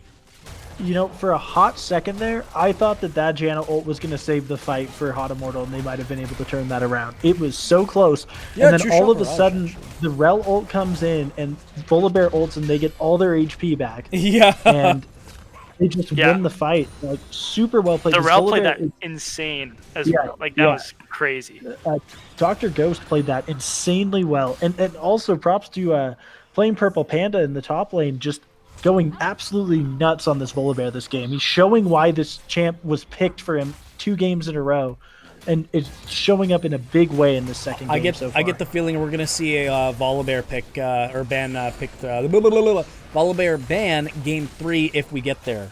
Or should I say really hope when so. we get there. I certainly hope we get a game 3 today, because I really enjoy that NPHS has made adaptations, and they are playing insanely proactively, and they are not just throwing everything at the bot lane that they know they can't kill. They're moving into these solo lanes and trying to focus on playing around these solo laners, because now, like, the Caitlyn's down a lot of CS, but she's got a kill, she's got an assist, she's holding her own, hasn't died.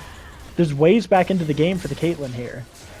Yeah. The Ezreal's pretty far ahead, but really he's the only one on his team that's actually They don't know. definitively They don't know winning. it's warded.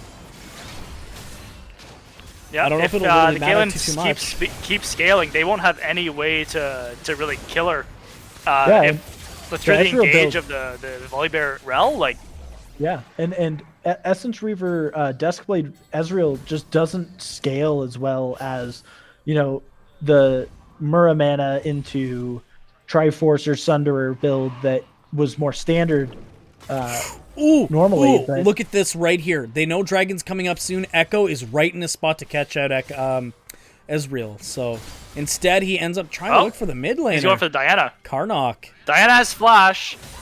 I don't think she'll fall, but they will Not secure going. I guess another dragon. this is zoning. they're Zoning just picks. they're just zoning. Like you meme on it a bit, but realistically, like, the Fizz is doing exactly what he should be. He's sitting in the jungle in a choke point, hoping that someone's going to walk by to try to contest that dragon. No, absolutely. And if they do, he's likely to pick up a solo kill And even if he 1-for-1s there, he's definitely preventing the dragon. Oh, seriously, right? and not even as a joke. I seriously meant it. Ezreal has a killing spree. Like that's a win.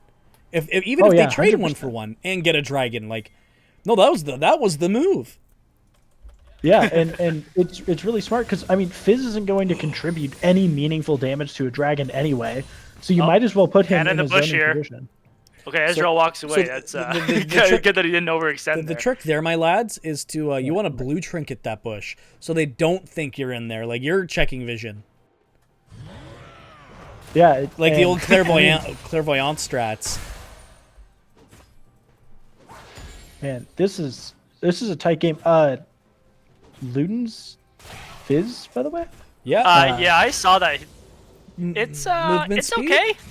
It's not as good as Rocket Belt or Night Harvester, but maybe he's just going for wave clear. Maybe I don't know. I will try to justify this. Luden's gives some more like a little bit of AOE damage, which if anything, that's what NPHS's comp lacks, right? Because their AOE is mostly what Volibear. I mean, they have pretty Volibear. much it. Caitlyn does a decent amount of AOE damage. Vi with her also Q, gets Vi that with her spread E. auto attacks. Yeah. Yeah, I guess They have an okay yeah, amount. Yeah, you're Yeah, right. It's okay. Yeah, it's only okay. Yeah, the mana as well Like- is another thing I was thinking of because he's pretty mana hungry for a little fish boy. Yeah, but like if you're mana hungry, I feel like getting Leandri's Anguish is just better because you get the haste from it, right? So every legendary you build will give you haste, whereas the Luden's gives you flat pen, which is nice, but I feel like that's not as good as cooldown reduction for Fizz. For Fizz, yeah. Especially since he already went his Ionian boots. Yeah, like if you went Sork shoes and Luden's and went like a full magic pen build, I guess it like that could make sense to me. Which is funny because But- none of them are building magic pen either. I mean, sorry, MR. MR. Well, flat magic pen's better into less MR, exactly. right? So I feel like that's not bad now, but if they build more MR as the game scales on, it's gonna get tougher. Ooh, Actually, NPHS? Luden's gives the same amount of haste as Leandri's, by the way. Are they just gonna sneak this? The legendary passive for Landry's gives haste on every. Oh, item. get to all items. Yeah. Yeah. So every item he builds after Landry's will give him additional haste, whereas in Luden's it won't. I see. Yeah. So it gives you more haste overall. But yes, the item Yeah, still. now you- Whoa, big fight in the bot lane. Purple Panda Oh. getting two. Is he gonna take Wait a three? minute. We're gonna have Is this to go the back here. triple kill? Under This is- turret? Yeah, he can't do anything. Okay, Yep. yeah, we're going This- back. What happened here? Okay, so Purple Panda went in. Wait, What the- Wukong TP'd in Where with 1 did HP. you come from, Wukong? Oh, the Fizz! The Fizz saw him Oh. TP! Wait a minute, hold on. was going this B. is actually next level. Oh my God! Wait. Yep, he went full Yep. on him. Teleports in, Wait. 100 HP. Karnak falls. Nice. That was Well wow. played. Okay. Really well played. Fish boy Echo- Hungy. Okay, 100% Echo was the clutch play that, like, the Volibear plays that really well and picks up the triple. Yep. But, I mean, Echo here... Panda's not out of it playing yet. even Are you better. ready to see this pentakill? Look at this, going wait. in, but I don't No, think no, it'll be no, enough. no, no, no. Exhaust. Exhaust No way. exists. Okay, No, yeah. no. Like, his ult's down. There's no way. Okay.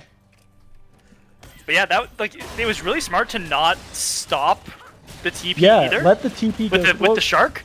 Like, you know what's crazy, right? Is that I think that the Fizz burn plus Ignite that was on that Wukong would have killed him regardless of if the Volibear hit him. Yeah. Questionable So it's like- teleport here. But I guess you know, give him the friend.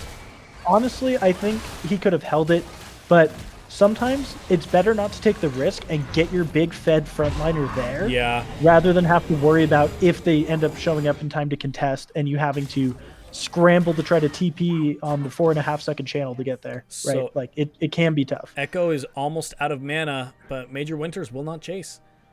Well, good thing he built Luden's and will regen some of that. Yeah. Just has a hit with a spell. And also, they are on Soul Point. Not to mention, Baron is live, so... Yeah, I mean they've got the Baron. They're on Soul Point. Cloud Soul is so good for Fizz. Oh and, my god. Volibear, Already Vi has- is their whole Vi. team. Well, also, Yeah, except for Kalen, but still, it's insane. Also, think about it. You know, you got your Ionian Boots Lucidity with your Luden's Echo. This Fizz has got to have like 90 friggin' cooldown reduction. And if he gets the Cloud Drake ult, oh my god, even more. He's got a fair amount of CDR right now. The Zhonya's Hourglass gives you so much haste, actually, for how cheap the item is. And, of course, the Stasis passive, with the amount of CDR... With the amount of CDR he's got at this point, I think that he could probably E into Zhonya's and then E again, and just go invulnerable for like a full 5 seconds. What's his effective CDR right now? I don't know. I'm about Yeah. to look Depends on at his it. rims. I wouldn't be surprised if the Fizz is E's on like a 4-second cooldown, 5-second cooldown right now. You? It should show you. No, it doesn't. I'm not... Yeah, there we go. 5-second cooldown. Oh, yeah, okay, it shows here. I'm looking for the the actual. Yep. Here, No, that's 5 seconds. all Oh, sorry, Yeah. 7 seconds. 7 seconds. Still, that's pretty insane. Yeah, so if wait, Lichbane does not give haste, right? There's no way that item gives haste. It gives no haste. No. No. Yeah, okay. Oh, I thought it. So it'll be magic one more magic. item. Aha. But basically, if he gets like 10 to 15 more haste, it should be on a low enough cooldown to do all sorts of nasty tricks on Fizz and never get caught by anything. NPHS playing a pretty good 4-1 strat right now. Yep, you got Echo in the middle. Yeah, and They need to send at least 2 or 3 to kill this Volibear. Like, Fish goes on to Suki, but he blocks it. Meanwhile, Unstoppable coming in as well. Major Winter's I don't coming know with about the the tower ultimate. dive. Yeah, that's a bit much. Take the turret, boys. Dr. Ghost going in. Karnak trying to get in the back line, but doesn't find it. Oh, nice try with the Diana there. Boy, just one more attack. It looks like There you they only take a 1-for-1. No, 1 for nothing. So they don't lose anybody. Ghost. Looks like they'll have to back off. Oh, here. That Ezreal was ult? Close. Nope. True Shot Barrage almost kills Chungus, but he's too fatty. Yeah, going for the tower there was a little ambitious, unless you had the Volibear already there to ult the tower. If the Volibear was already there and deactivated the tower with his ult, that would have been a much cleaner fight for them. And now they lose a lot of their Baron buff time, and they lose... Well, I mean, they don't really lose much, but they don't get the inhib, which they could have easily had if they kept up the 4 mid 1 bot strat there. Yeah, and I mean, like you say, the Volibear needs to be answered by multiple people. Like, the Wukong can't just walk up and stop this Volibear. He will take the tower in his face and then kill him afterward as an afterthought. Like, he is so far ahead. And I think that they could have waited a little bit longer to engage and waited for the Caitlyn to poke down the mid turret and the Volibear to take the outer, the bot turret. And that would have given them the time to then engage if Haute Immortal sticks around for too long under those inhibitors after the towers go down and make a huge play, and probably could have gotten a lot more out of that, potentially even ended the game. Yeah, 100%. I also am I'm really interested in watching these guys in the future, man. Like NPHS I think is going to do really good. Yeah, and it looks like they are developing in front of our eyes almost, right, in these games. We've seen a huge shift from how they played last game to this game, and obviously a lot of that just has to do with them now being in the lead and not being, 10k goal behind the other team. But at the same time, just the way that they're playing, the confidence that they've shown from the beginning of this game is a lot better. And I was actually really concerned because I honestly thought this Ezreal-Janna combo was going to be the end of it, because even if the Fizz tries to roam bot, he's not going to get anything. But then Echo getting solo kills in mid lane and Flame Purple Panda just hard winning top lane. Like, the solos just really carried this one for NPHS so far. Yeah, I mean, they didn't invest enough into top lane from Haute's side this time. Haute was sending the Pantheon top a lot last game, and that's what got the Renekton ahead and could actually fight the Volibear. In this case, one gank, sure, but the Volibear just solo kills Wukong over and over again, and the same thing in the mid lane. They either Diana's have to, super far behind because of the Fizz. Yeah, they either have to ban out the the big bear, or just gank him so he doesn't become a threat. Exactly, or pick a better pick into him. Yes, I guess you choose. Oh the my God, Wukong Volibear going for the fights. 1v3. Yeah, exactly. Like it doesn't matter if you can't answer the split push. Like you can't go for team fights. Janna ult is down. Ultimate coming in from Pantheon as well. Suki just putting in some damage, but Panda's just taking the bot lane for free. Yeah, I mean, Matsky can poke him with Qs all he wants. There's no way this Volibear is going to die to an Ezreal here. And Nope. He's just opened up the inhibitor. Top lane just needs the one more turret to open up the inhibitor here. And Baron is spawned. Volibear has teleport available. And He can keep split pushing. yeah, After his back. he can keep split pushing. Meanwhile, the bot lane and wait a jungle are minute. going to just do this Baron. Diana's here, though. This is That's kinda ambitious. The risky. 3-man Baron. Yeah, I think they needed Fizz there. Fizz or Volley, either or. But yeah, they have to back off of it now. This Yeah, is a good Karnok. opportunity for Haute to get some vision in the river and in their own jungle even, just so they can sustain and try to farm up some more. Yeah, and Karnok may be 0 and 5 on this Diana, but 100% he could have killed all 3 of them there with a good ult. Also, And- hear me out here. I actually think that Elder Drake is more important here than Baron is. Oh, 100%. Oh, for Because sure. if Haute can secure the Elder buff here, they can actually possibly win a fight and get the Baron. Yeah, But that's for a sure. huge if. They need to kill this Volibear, they need to kill this Caitlyn, or else they just lose. Yep, both teams are healthy. And now they're there, a man down yeah. already. They're a man behind. Karnok went back. Yeah, that was a interesting back timing there. Oh, I don't know about that one. and- I guess they had TP, but Panda gets the flash from Winters. True Shot Barrage comes down, but it's Oh, just not doing Pantheon's any picked here. damage.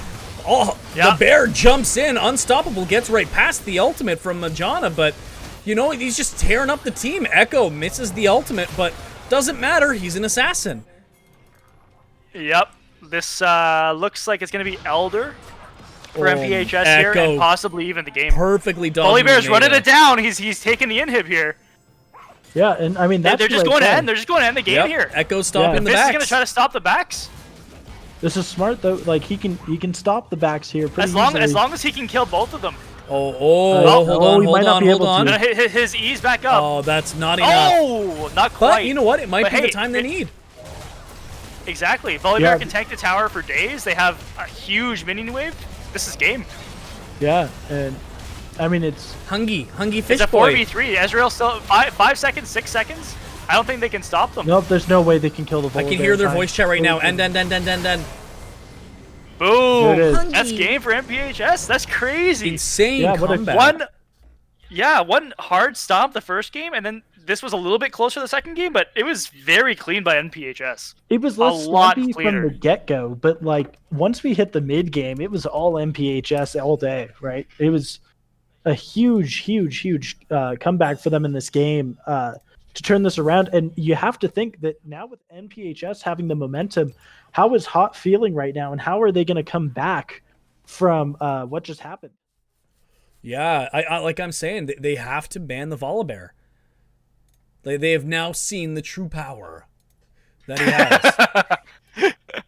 I'm surprised they haven't banned it, especially since it's a huge main for this top laner. Yeah. I'll be honest. I think that game one, they wanted to kind of see if they could get away with leaving it up. They played really well against it, put the Volibear super far behind and smashed the game. But then in the second game, they left it up. They got it behind in the early game with that one gank, but then after that, they just left him alone, and then they showed just how incredibly strong that Volibear is. And I just don't think that they can let it go unpunished a third game in a row. Mm-hmm. Very, very hungy. Hungy fishy.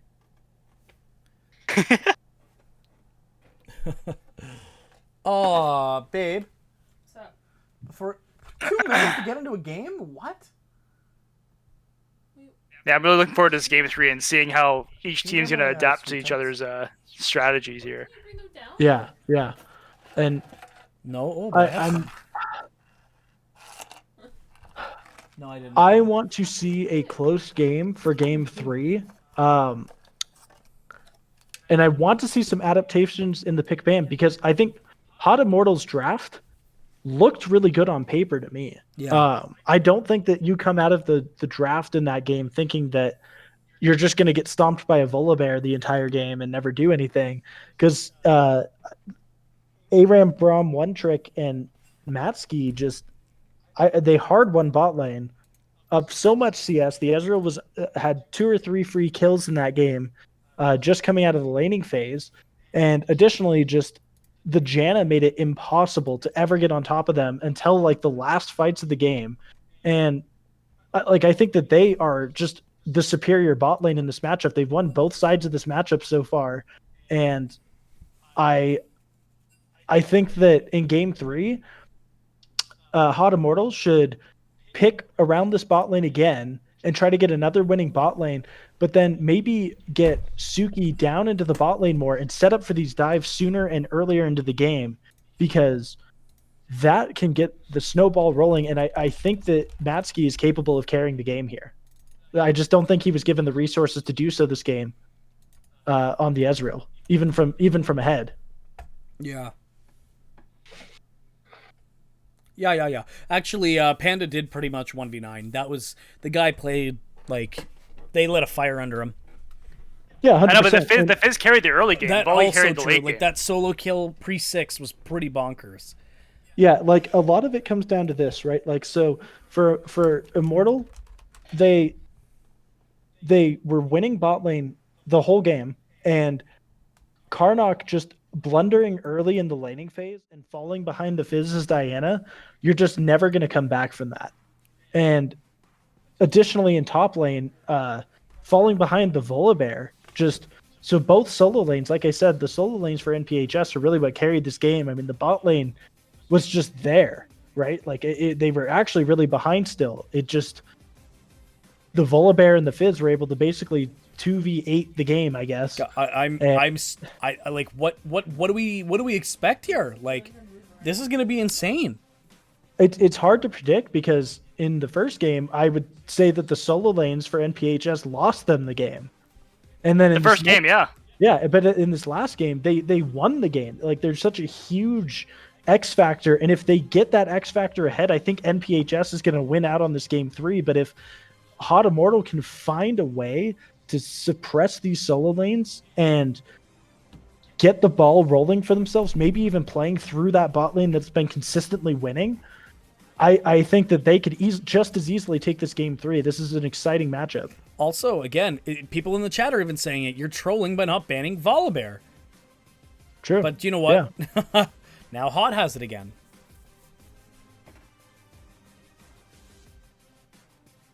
Your stream is not up, by the way. If you What the? Oh yeah, it's just moving around. Cool, that's awesome. Oh yeah, maybe it closes like every time it might, yeah. Yeah. Again, I'm just watching on the Twitch stream, which is doing me some good favors here. Oh yeah. Why? Okay, so I'm very confused. Why do they keep banning the Darius? Is it because they don't have an answer for it? Because this guy doesn't even play Darius. Top lane. Dude, who likes playing against Darius even if they don't play it? I actually don't mind it. This guy plays so much Volibear. I don't understand why they're banning Darius over Volibear, especially when they just got harp stomped by it. Doesn't make any sense to me. Yeah, but they're blue side this game, and they want to take the Volibear. So they took Volibear away. But Mordekaiser's a good answer, though. Oh, no, he's not, actually. No, he's not. He's not a good answer, actually. Yeah. He's not. No, he's not. He's a It's terrible also answer. a losing matchup into the Volibear. Well, what am I saying? But NPHS, though, they're taking the Pantheon away from Suki, so we're going to have to see something different this game in the jungle for Haute Esports. I mean, God, I hope not. I hope it's... like the very first game, Pantheon did a lot of work. Second game, nothing. Absolutely nothing. He got one kill top lane, and that's it. Yeah, and then he got caught out by the support. Wait, they picked the Soraka. Pantheon. Bubbles, like, I'm very confused. What's happening? They want to play safe. You know what? Take it right to the end game, I guess. Like, Ashe and Yeah, Soraka just okay. friggin' all right. Hold on, what do you mean guess? safe? Soraka Ashe is a kill lane, and here's why. That's why. I If forgot we're Ashe gets chimps. one W off, I swear to God, if Ashe gets one W off, you are never getting unslowed the rest of the laning phase, and you will die. Oh my god. You'll get slowed. Soraka will Q silence you, you'll get slowed again by Ashe, queued by Ashe, and you will just get run down and killed, and you're going to have to burn sums or die, or both. Yeah, as a top- 100% it's a kill lane. Ooh, Grassroots Ninja say, hey, let's hear Knackjack talk about this top lane matchup and the trading patterns and laning phase goals for each of them. Oh God. I got Volibear Right. presses Q on, like, Mordekaiser brings the Volibear in, and Volibear's like, okay, perfect.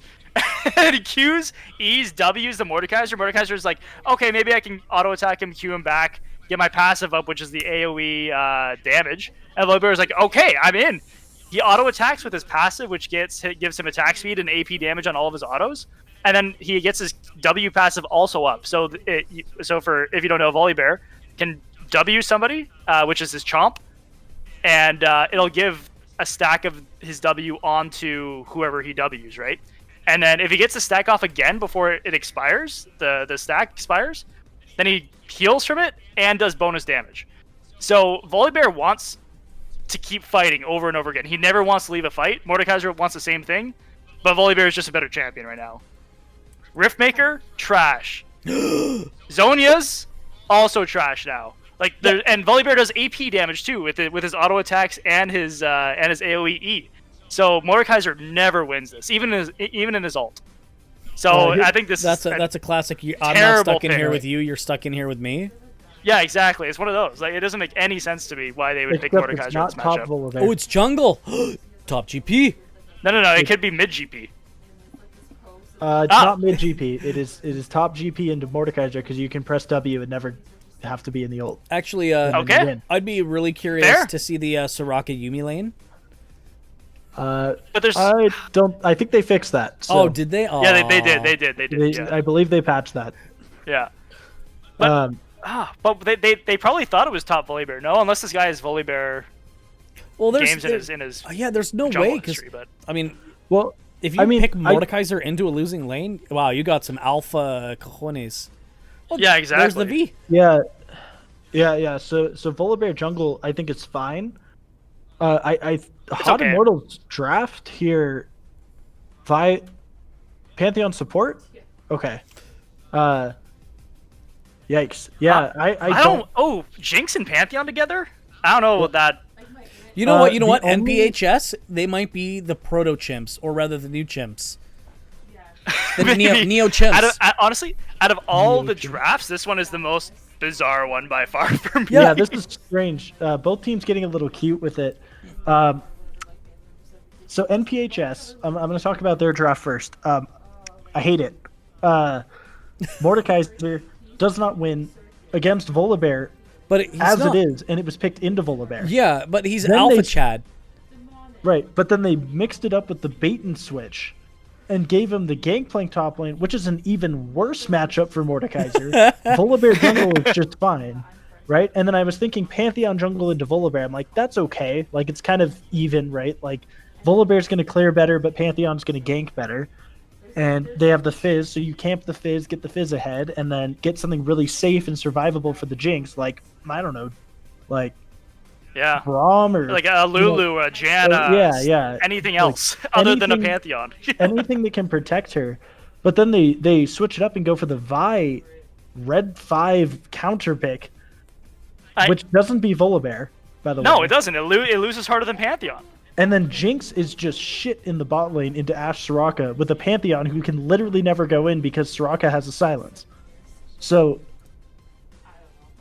Yeah, this will be an interesting game, is all I can say. Just another thing too, people are asking if we have any MVPs yet. I don't want to call any MVPs yet, but I will say Panda is definitely on my radar. But also Echo as well. Like game 1 there wasn't much, but game 2 Echo started to get a bit more comfy. yeah. And Yeah, we need to see honestly- this game. Yeah, this game Yeah, is going to honestly- really break it. Yeah, that's what I was going to say. We need to see this game because so far for me, it would be both of the mid laners are in contention with each other because The they Valkos both popped off. the Vel'Koz in game 1 popped off super hard. And Karnak was just a god in that first game. But then in the second game, he had a pretty rough game and ended up getting solo killed by the Fizz. Yeah. And so I really want to see both of these mid laners both be ahead at the same time and see what they do, because that would be a really interesting thing to watch both of these mid laners attempt to carry these teams.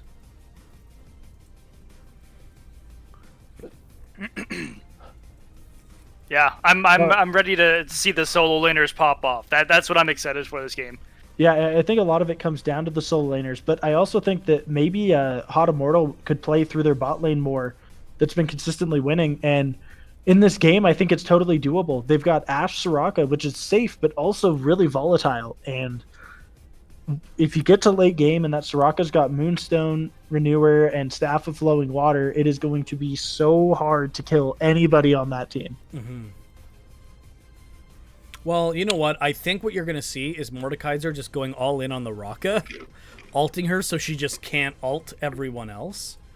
That's my only guess. Like, Mordekaiser, that's your target from now on, is just that. Kill her quick so you can get back to the fight, because everyone else is going to die. Yeah, and that's obviously the ideal, but I mean, I just don't see a whole lot of ways that Mordekaiser's going to find his way onto the Soraka. Like, Volibear's just going to run up in his face and make stuff happen. He's going to most likely end up having to take, like, TF out of the fight or something, right? And that just feels terrible. Yeah. Like, the backline threat is there from NPHS, but not a whole lot of it feels super good, because even if you do take the Soraka out of the fight, there's still an Ashe now free hitting in the backline that doesn't have to worry about getting mortaled. Another thing, too, you have to worry about is that you may be able to take the Soraka out of the fight, but you won't be able to take the fight out of the Soraka, man. Killing Mordekaiser in his ult, I see it, calling it at least once. Yeah, it's going to be... Mordekaiser's never going to get his ult off once. No. They have so many ways out of it. Also, Soraka could build... I think you QSS. can... You can QSS for sure. Can you Mikhails yourself out of the ult? Ooh. No. Are you sure? I don't think that's how it works. All right, I gotta look it up now. I'm actually Because if so, that's going to be GG easy. That is a top search result, by the way. Yeah, I know, right?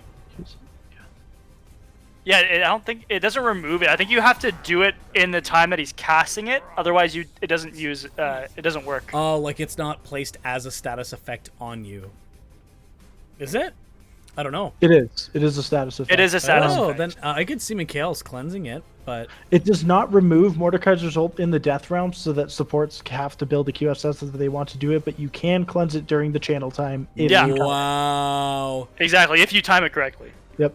So, yeah, so that's really tough. So that defeats what I was going to say. But I was going to say that Mikhail's is a pretty standard item. You could go anyway on Soraka, and if you can get out of Mortal, that's insane. But No, that's not how Soraka it is works. speedy as hell. She just silences Mord, Qs him, and just runs around in his ult, and he can never touch her. yeah, I think the only way they catch the Soraka into Immortal is if Vi lands an ult first and dies for it. Like that's literally the entire. And the same game thing plan. with Panth. Yeah, exactly. Like it's all about them diving onto the Soraka, and I mean if Panth and Vi and Fizz find their way onto the Soraka anyway, you don't need to mortal her. So I just, it would be nice if they could take her out of the fight and have her not heal, but I just don't even think it's realistic. Mm-hmm. Also, I wanted to point this out too, that Haute Immortal's comp is 100% focused on the side lanes. Ashe, Soraka, and Volibear are meant to be playing safe in the mid lane to hold off the team and prevent any fights from happening because they have plenty of disengage.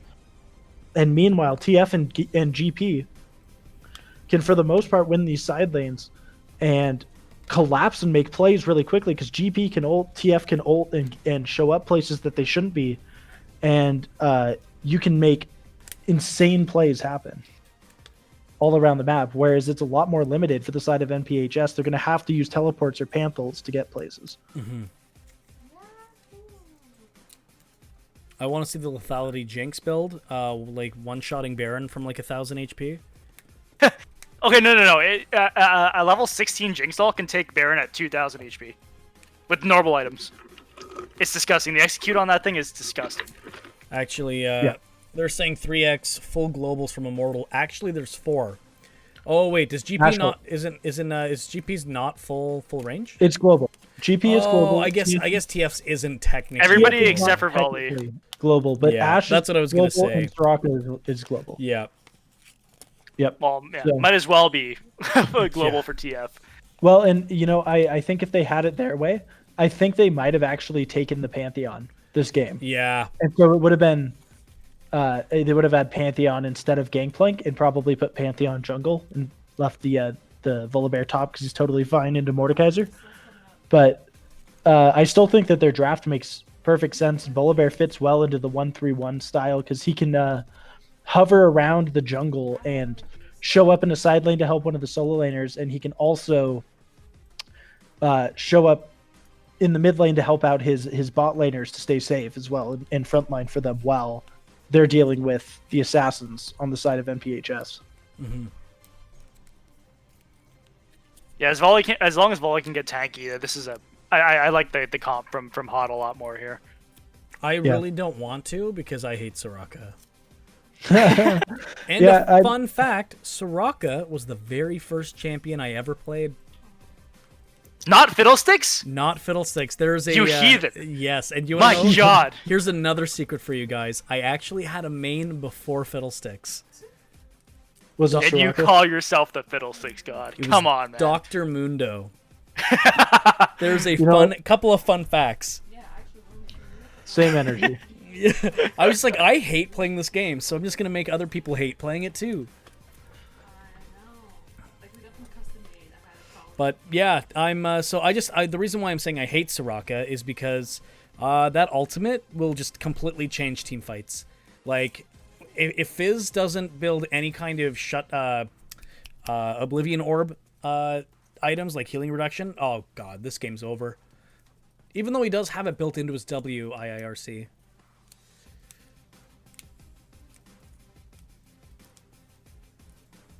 Yeah. Oh yeah?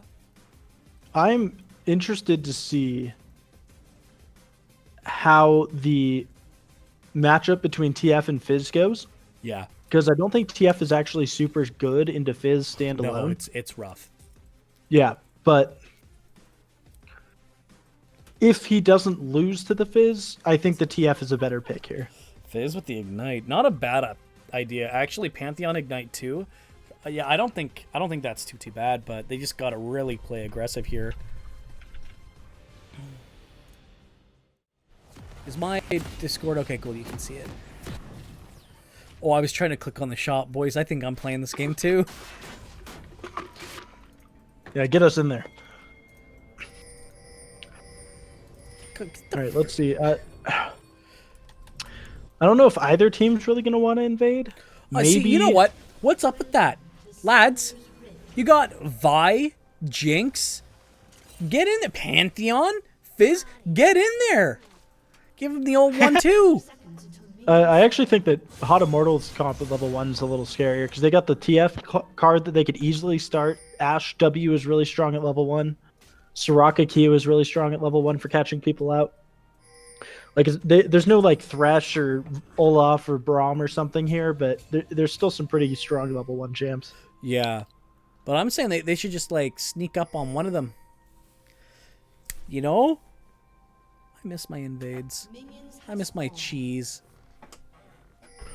It says that you can self Mikhail's on the item, but from what I just saw. By the way. Can I open Mikhail's the blessing, shop? I just looked it up. Why can't I open the shop? You guys have felt your stomach rumble. Not like Ree. crazy, but like rumble a bit. I guess you can't. So, like, Re. No, it says you can. And it says you can here. Interesting. I've read Yeah. things that say you can't, and I've read things that say you can. Well, boys, guess we're testing it. Yeah, somebody go into Practice Soul right now and try it out. Yeah, someone in chat, please God, go see. if you can Please kill let us yourself. know, You must know. because you can only activate it under soft CC, not hard CC on yourself. Is what I'm reading here. Soft CC. Interesting. Oh man, the level 1 jump. Exhaust. Exhaust already down? That's a tad early. Yeah, just, I mean, Dr. Ghost coming in from the top side of the map. Well, not the top side, the river, and just coming in from an angle they weren't expecting, and going straight onto the Soraka. And Soraka just throwing out the exhaust immediately.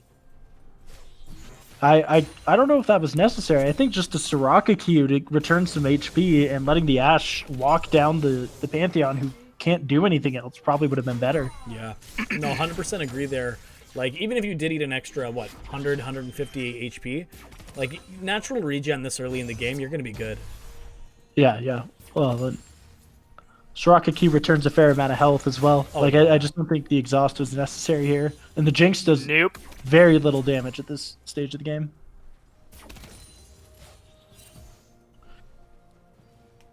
Yeah, Jinx already up 4 CS in this lane. You would normally you'd see the Ashe pretty easily winning this, but the level 1 trade kind of spooking Haute Immortal's bot lane off of this wave here a bit and letting the Pantheon and Jinx get some prio here. We got a gank potentially setting up here as Oh, well. flash done. There's another flash down. Fatty Chungus giving him the deeps. Well, yeah, but it's a flash for flash, and support for ADC flash is worth, but they invested the jungler's time here, and meanwhile in the top lane, the Gangplank is up a whole wave of CS already against the Mordekaiser. And it's just as hard of a carry as Ashe can be. He's such a strong late game champion, and giving him an advantage early is not what you want to be doing. also, just saying, Echo's feeling a lot more comfy here. Yeah, the Fizz looking good for him so far, and like I said, I think this is the best matchup he's gotten all day so far. But Echo, like, wishing this was solo queue right about now. yeah, really, like if he knew it wasn't. Oh, but he's always getting gonna ganked have from behind. Suki, but guess what? Jumps out, slippery fish. Yeah, I mean, you're ganking a Fizz, right? Like there's a very low chance that it's actually going to work out. He's just going to use his E. Any Fizz that knows what they're doing is not just going to E into a trade when they don't know where the jungler is. And Echo playing smart here, and once again, like, maybe just better mid wins again this game. Who knows? Now hold on, there is a repeat gank, and Echo is up a little bit, but he's just gonna jump out again. And the flash! Fizz just ease away. Why did he flash? Fizz has E. Oh.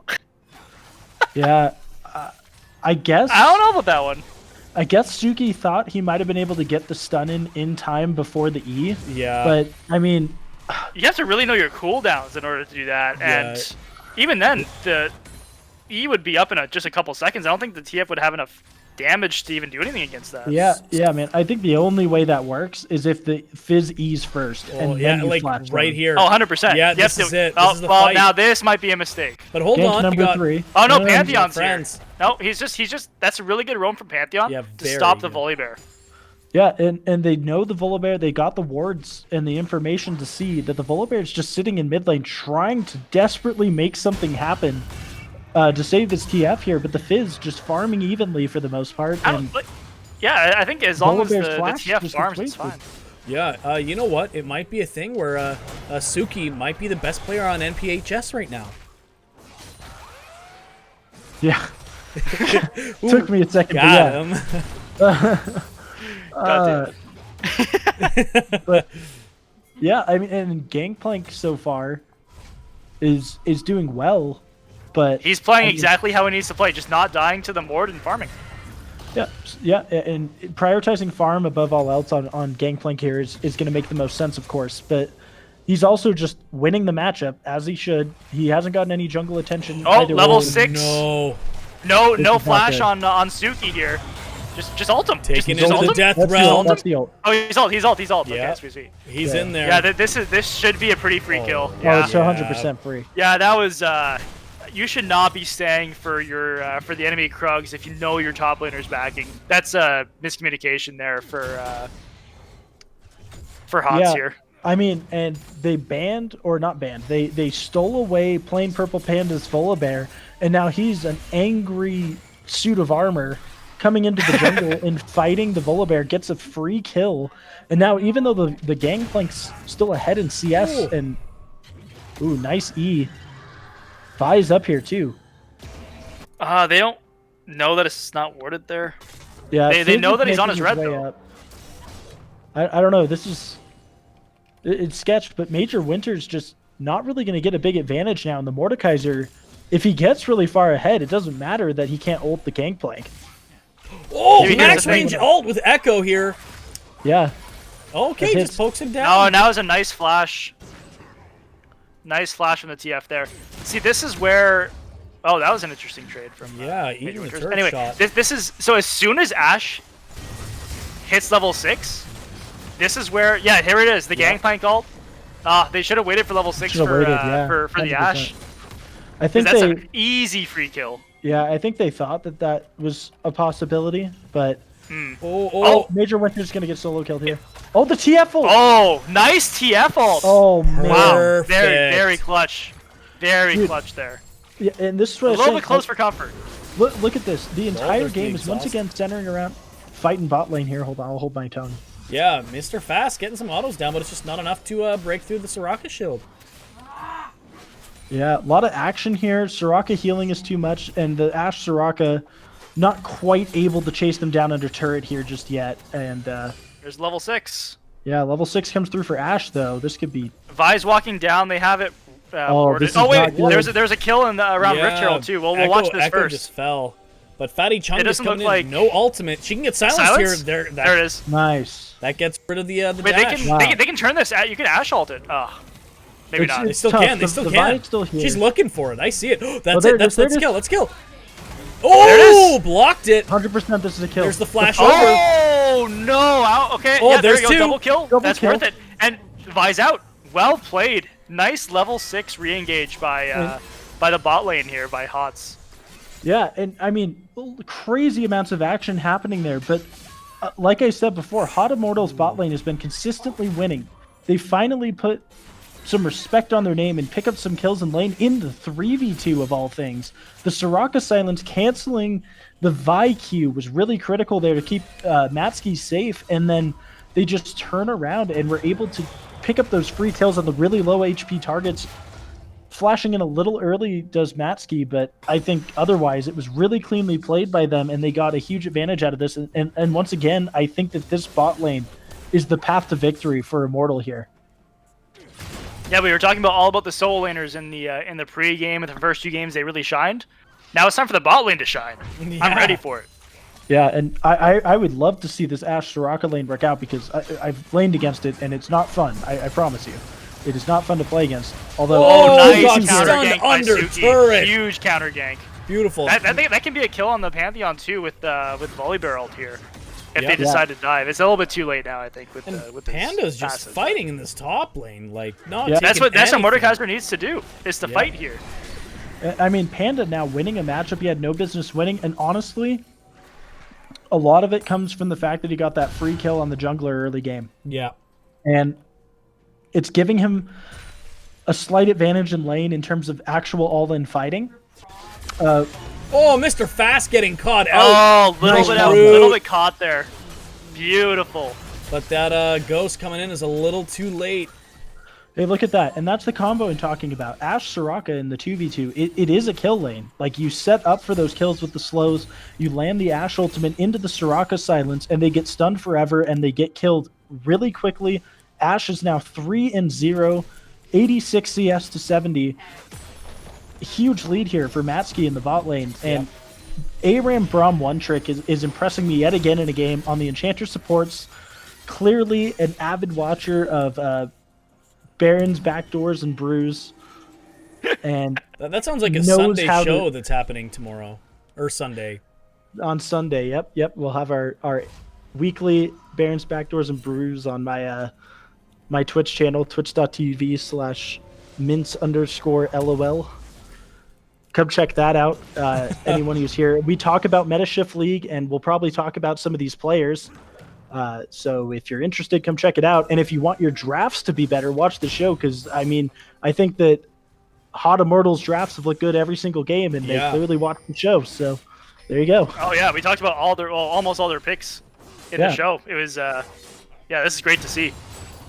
Yeah, they're really listening to us. We're definitely people that... That's a bad time to laugh from. Definitely. Oh no. Meanwhile, fights in the Tragic. mid lane. This is mid lane gone. Yep. Oh, yeah, that's Give it up. 100%. Nice. Wee. Suki getting caught out. One stun, No, two he's stun. tanky. He has. Soraka his ult ult. He's is ready down. to go. He's He's ready to jumping in. re-engage. The frozen Ash arrow ult. will miss. Ash ult. Oh, the but he Soraka flashes healing. No, Soraka into the, healing. This is free as hell. Yep. Oh, Oh, does he Wait, fall? I don't know about the flash. but Bananas. Can they get him? Oh, he's slippery. Oh, just out of range. fish. Echo gets out. Oh man. Hold on. Oh, Yeah. Karnok was looking.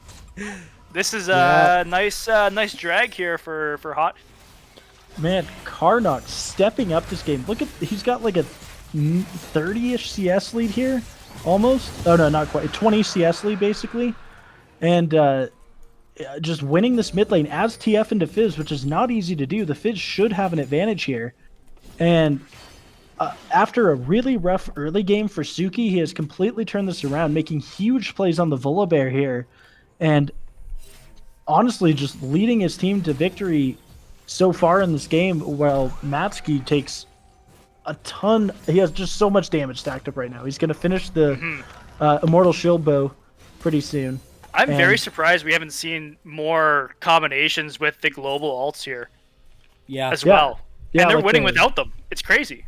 Yeah, well, and it's like they haven't even really used that combo yet, and they still are winning these fights. And I think it's only going to get worse when they start being able to align the timings on these things.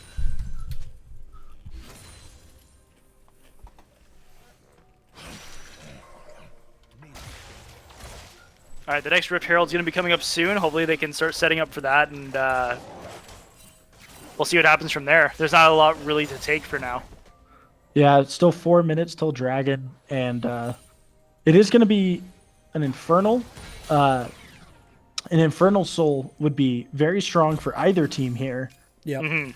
I think if I had to pick a team to get Infernal Soul on, I think that NPHS's comp is a little stronger with Infernal. Yeah, that fizz But- damage, Jinx. It's not Oh. like it feels bad for Anybody Hot else, Immortal no. comp. Like they are going to be perfectly happy with an Infernal Soul here.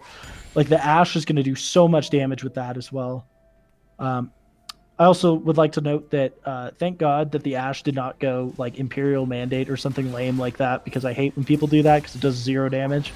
I'm glad to see that we're going Immortal Shield Bow this game, which I think is a really strong item on Ashe, and it's really strong because it means that Soraka might have to heal her less in fights, so she can focus on those frontliners that are taking a brunt of the damage, and making an unkillable Volibear sounds like a lot of fun. Also, look at the Eclipse on the The Vi. Vi, yeah.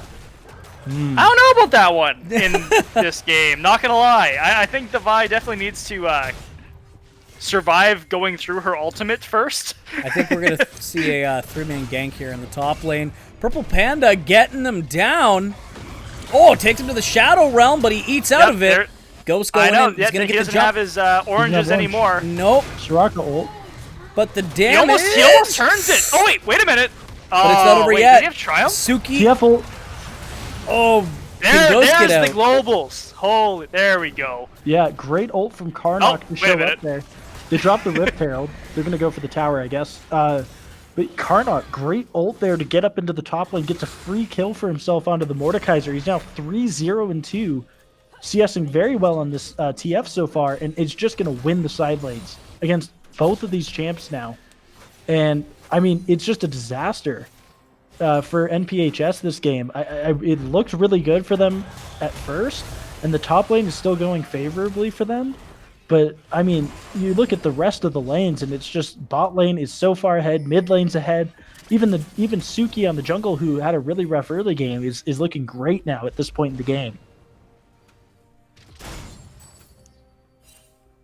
Yeah, this is gonna be really hard for NPHS to come back from.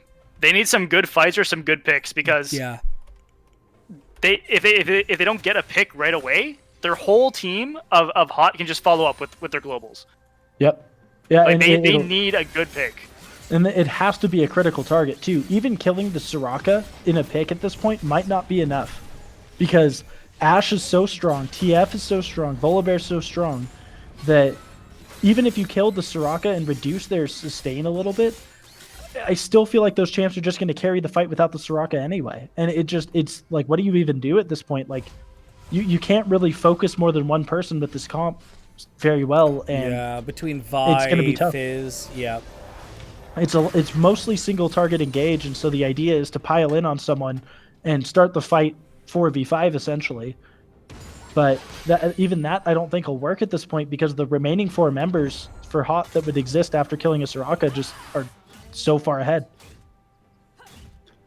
Yeah, I just noticed Suki picking up his tier 1 boots at 17 minutes into the game. No. He's been doing work just with his Q passive and Look, his Q active boots and if you have Turbo Chem Tank. and Turbo Chem Tank. Busted item. Don't even need boots. You can run at them faster than if they had boots anyway. There's a TP Exactly. though coming in behind Karnov. Yeah. Flash is over the wall. Good call. Yeah, smart positioning there because you Cannon don't want Barrage Immortal comes to down. be- Ghost huge already under barrel half From HP. the Holy. gangplank here. The backline's just Oh, getting yeah. picked down. Jinx all Oh. completely whiffed. Mordekaiser's just running. Oh my god, the flash into 5 people from the Volley Bear. Wish comes down, bringing them back to full Wait a HP. This minute. fight might be over, but hold on. Jungler's down. It looks no, the fight's still over. There's no way they can re-engage this in order to. Whoa! Oh well, there we Karnok's go. not done, but Karnok neither is comes Echo. in. Fizz. Oh no! Oh! The healing, Soraka. Yeah, you Oh. have to take out the Soraka.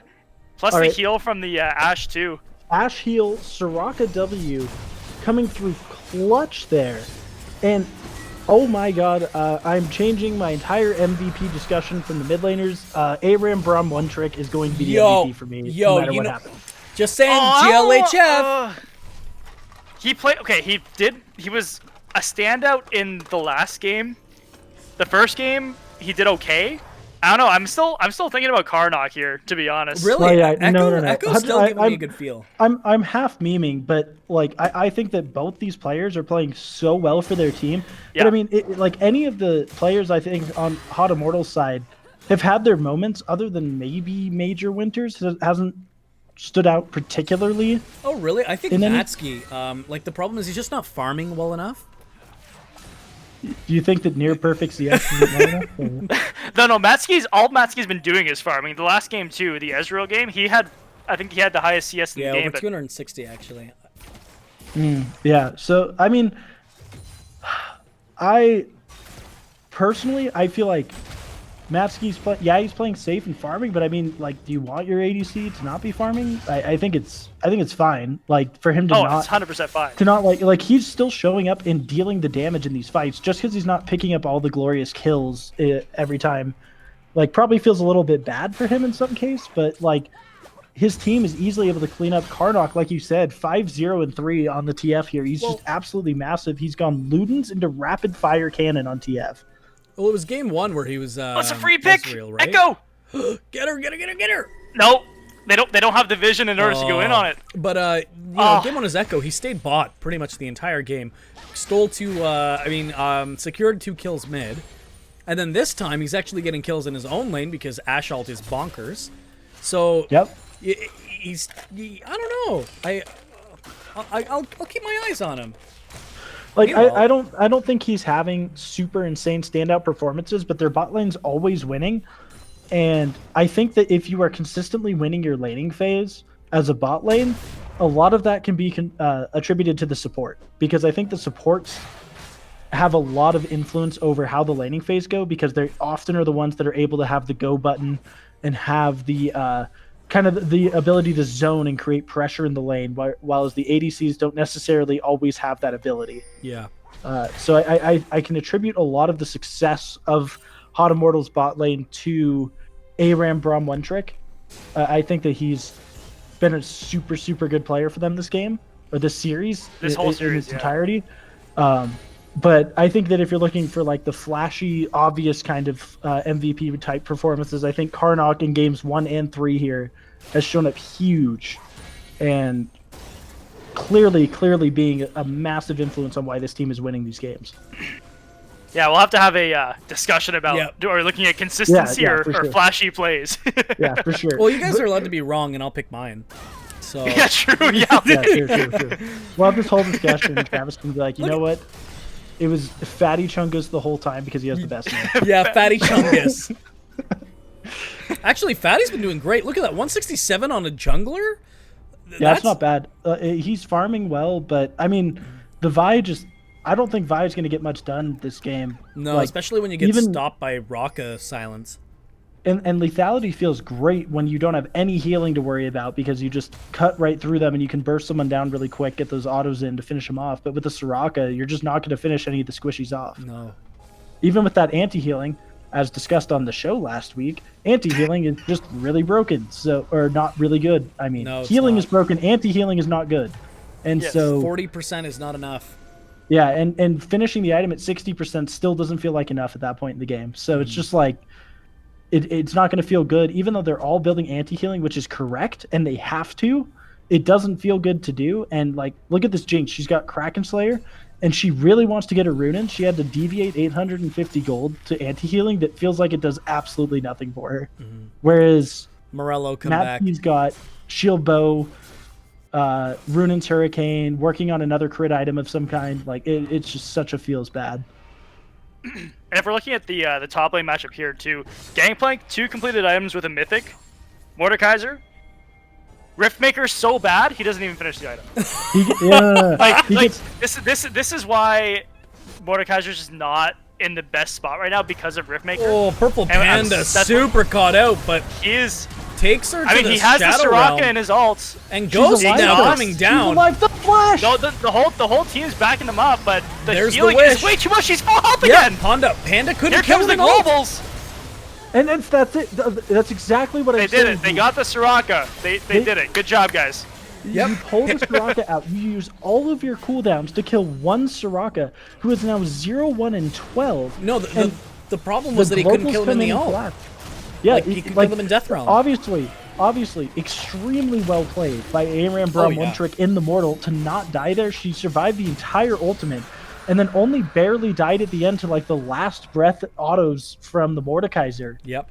And otherwise, just really well played by Aram Braum One Trick. But then the rest of the team collapsing, Karnak coming in with the ultimate, and using these globals to show up on the map, and just it comes in huge, and they just turn this into a huge advantage for them. And they can set up around this Baron now after taking the second Infernal Dragon. Yeah, it looks like they won't push their luck too much yet. They'll set up a little bit of vision, I believe, and that's definitely the next objective they need to push for. Yeah, 100%. And TF has picked up a Magi's now. So if this TF continues to not die and get kills, he is going to do lot of absurd amounts of damage. yeah. He's going to get a ton of move speed, and Karnak is going to be impossible to deal with by any member of NPHS. And, you know, I said I was hoping for a really close game in this game 3, but it looks like Haute Immortal, just the more experienced team shining through here and showing what it really takes to win those game 3s, these more clutch, more high pressure situations. Yeah, and this is a huge draft diff too. Oh, absolutely. I mean, like, just think about just this draft. Like, imagine being this Jinx right now. You are Jinx. It feels bad, man. Like, you have to lane against Ashe Soraka, and your only solace is that your Mordekaiser didn't lose lane hard. That is what you're dealing with, and your support is a Pantheon. Like, you have zero way back into this game as a Jinx. Like, you have to get purely lucky to like clean up kills in a team fight, and like, I don't know. Like, I don't think the Jinx by itself is a shitty pick, but like the way that the Jinx fits into this comp makes no sense at all. Like, you might as well just pick something safer like Ezreal here if you wanted to do that. Maybe even like. Really needed a different support here in order to play the Jinx. Different support would have really changed the dynamic of things. Or better yet, go Pantheon, but go like a more laning focused aggro ADC that can at least give you a fighting chance at doing something with the Pantheon. And as is customary, the Pantheon will have no mythic item. Of course. Mythic items are garbage. Yeah, you wouldn't want those. Who needs bonus stats? All right, starting up the Baron now. Good call by them. Every single one of them. Three of them recalled Yeah, from NPHS side. They saw the recalls on their pink ward and just decided to pull the trigger because steal? Oh, almost. It did Yeah. 1,000 damage. It wasn't enough to execute it, unfortunately. Yeah, it was still too healthy. It did a lot of damage, but Smite's available for the side of Haute Immortal and not available for the side of NPHS. Mm-hmm. Pretty easy Baron take, and they rush it really quick with the Ashe damage. Meanwhile, also in the bot lane, Karnok taking turrets. Yeah, and Karnok, like I said, just able to win these side lanes. And Level 16, by the way. yeah, he's got two He's levels kind of on ahead. his main opponent. Mid lane, by the way. Yeah, he's got 3 levels on the enemy 80 carry. Like, there's not a whole lot that NPHS can do at this point to really like turn this around. And I think the only way they would be able to win this game is if Haute Immortal were to make some massive blunders and throw the game away and give over like an Elder Dragon or something like that at this point in the game. Yep. Or lose the TF and Ashe yeah. onto like Jinx and Fizz. Yeah. Yeah, even then, like, there's still another drag to go. So we still have a long Right. time until. That's what I'm Dragon saying. comes They up. have to not only hold out until an Elder spawns, but they probably, God, like. Oh, ult's coming down. Immortal Karnok will not even be using Destiny to get out. He's just gonna fall. There's one. Pantheon gets it. That's a good pick. That's a good pick. Yeah, Karnok he does end up popping the Destiny right before he dies there, so he blows the ultimate and the flash there, and ends up dying anyway. Good pick, going over to I believe the Fizz there. No, it went to Ghost, but Ghost is just gonna fall to Matsky. Yeah, and they trade one back. Matsky picks up another kill, 5-0 and 6, 265 That's Infernal CS. Soul. And then Infernal Soul freely gifted over because Vi is all the way back in base. Their ADC and top laner are both in the top lane. And they're chasing down a Gangplank who has oranges available. Oranges and Flash. And they use Jinx ult when he's at full HP for some reason. Yep. Yeah. It is an execute, my guys. I mean... Like, use it for the dragon, if anything. Like, there's no reason to use it on the Gangplank.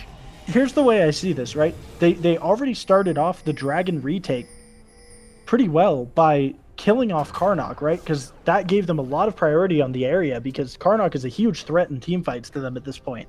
Mm-hmm. And once Karnok was down, they just blundered the setup and just gave the Elder Soul Dragon, or not Elder, my bad, Infernal Soul Dragon over to the side of Haute Immortal, and it just, at this point when you're down this much, why not at least try to fight over that soul? Because giving the Infernal Soul is probably a game over type scenario, whereas if you end up taking it, that could be the potential stall that you need to keep this game going long enough to hope that maybe your Jinx can get online or something like that. Exactly. Just, like, solo queue style 1v9 carry the game, but otherwise there's almost no hope because you're never going to match the Ashe damage when there's an Infernal Soul on the table. And there's TF as well. Yeah. No, and like the worst case scenario, Gangplank's top lane. Like, you can give up your inhib and you save the soul. I'd say that's worth it. You can get more farm on the top 100%. side. You know, it's just not worth sending 2 top to do nothing. You blow a splash, that's it. Yeah, and the way I think of it is that you don't lose the game by losing top inhibitor, but Matsky you do lose does the game by not have losing By giving soul. it Crystal Infernal. Arrow, by Exactly. the way. And Mr. Fast gets taken to half HP. Winters takes him out, though. boy. Everyone is falling. The ult, the cannon barrage just melted the team, not to mention that friggin' shot. Also, Oh taking my God, names. Karnok. And the Mordekaiser's gone. 3-play. Yeah, and now Major Winter showing up huge, scaled up really well on this Gangplank. He's got 3 full items plus anti-healing and boots. He's so strong. This is just going to be the end of the game here. There's Yeah, this is no gonna be the way end of that the game Echo here. can fight them all off by himself. Come on, Echo, get them off. The hourglass comes out. No, he'll no, fall. that's Oh, hold on. Oh, the Nope. hourglass in Stopwatch turn. again. Yeah, and Karnok just still had a stopwatch available. Yeah. Karnok's W auto attack onto one target in that fight did over half their health. Yeah, it was like 75% of their HP. That was crazy. Far ahead that Karnok was in that game on the TF, and that is just absolutely insane. Well, congratulations to Haute Immortal for that 2-1 victory over NPHS Esports. Yeah, thank you, lads, for the games. They were a great watch. Yeah, absolutely. I think we all need to decide our MVP picks now. Yes. Do we want to say it on 3? Sure. Because it should all be the same guy. So okay, well let's. What team do you want to do first? I thought we were just picking one. Oh, MVP for the whole series. Best MVP on 3. Okay. Best, like absolute top player in the whole series. Yeah. Right. So it'll be 1, 2, and then you'll say the name of the person. We're good. We're good. Got it. 1, 2, Panda. Aram Brom. Brom Bontrick. No way. Yep. Yeah, I'm gonna switch up my thoughts here. The Diana game from Karnok kind of threw out his MVP for me. Losing the 1v1 to the Fizz early, then just dying over and over again, kind of stuck in my mind a little bit now that I was thinking about it. And Braum One Trick was super consistent the whole time, and honestly, kind of hard carried that last game. Yeah. Like Aram Brom One Trick played so well in every single game. That's the thing that I think really pulls it over the edge for me. Even in their losing game, he and his lane partner both looked like really solid in that game. But I think that the Janna play in that game too that they ended up losing looked insanely clean, and just the understanding of the matchup and how to counteract the engage supports was what won them this series. Because after losing the game on Janna, it's not like he shied away from the enchanters again. He went right back into it with the Soraka pick, which ended up being completely genius and not single-handedly won them the game, but that pick was a massive reason why that game became so unwinnable for NPHS. Mm-hmm. Yeah. Well, Sorry. What did who did you think the MVP was? So absolutely, it's Panda. The guy into losing matchup, like still manages to keep his head above water, get a kill in his own jungle. He was the only one that like popped off in well, not the only one, but he popped off in game 2 where he just went like 9-1 as Volibear halfway through the game. Most damage on his team. I mean, rightfully so, but I mean, you got a Fizz here too, man. Like the dude is just a complete powerhouse, and seeing that in the top lane really gives me hope. I agree that Panda was the best player on NPHS, but I don't think he stole the show, especially with his early game map awareness. He just kept getting ganked over and over again, and it kept working. Oh, that game Yeah, one. I mean, like the game 1, game 2, and game 3, he got ganked every single game, and it hurt him, and that's why I'm choosing he's not to my ignore what you just said. God damn it. that's an excellent strategy. You know, honestly, if he played more ARAM, he would probably have gotten the MVP for me. True. Who needs more map that's awareness? the tactic. Yeah. No, I think all the players played great, and everybody had their moments. I think you can't deny that Karnok is a beast in the mid lane and made some massive plays in games 1 and 3. Looked much more comfortable on the mages than the Diana, at least in that game.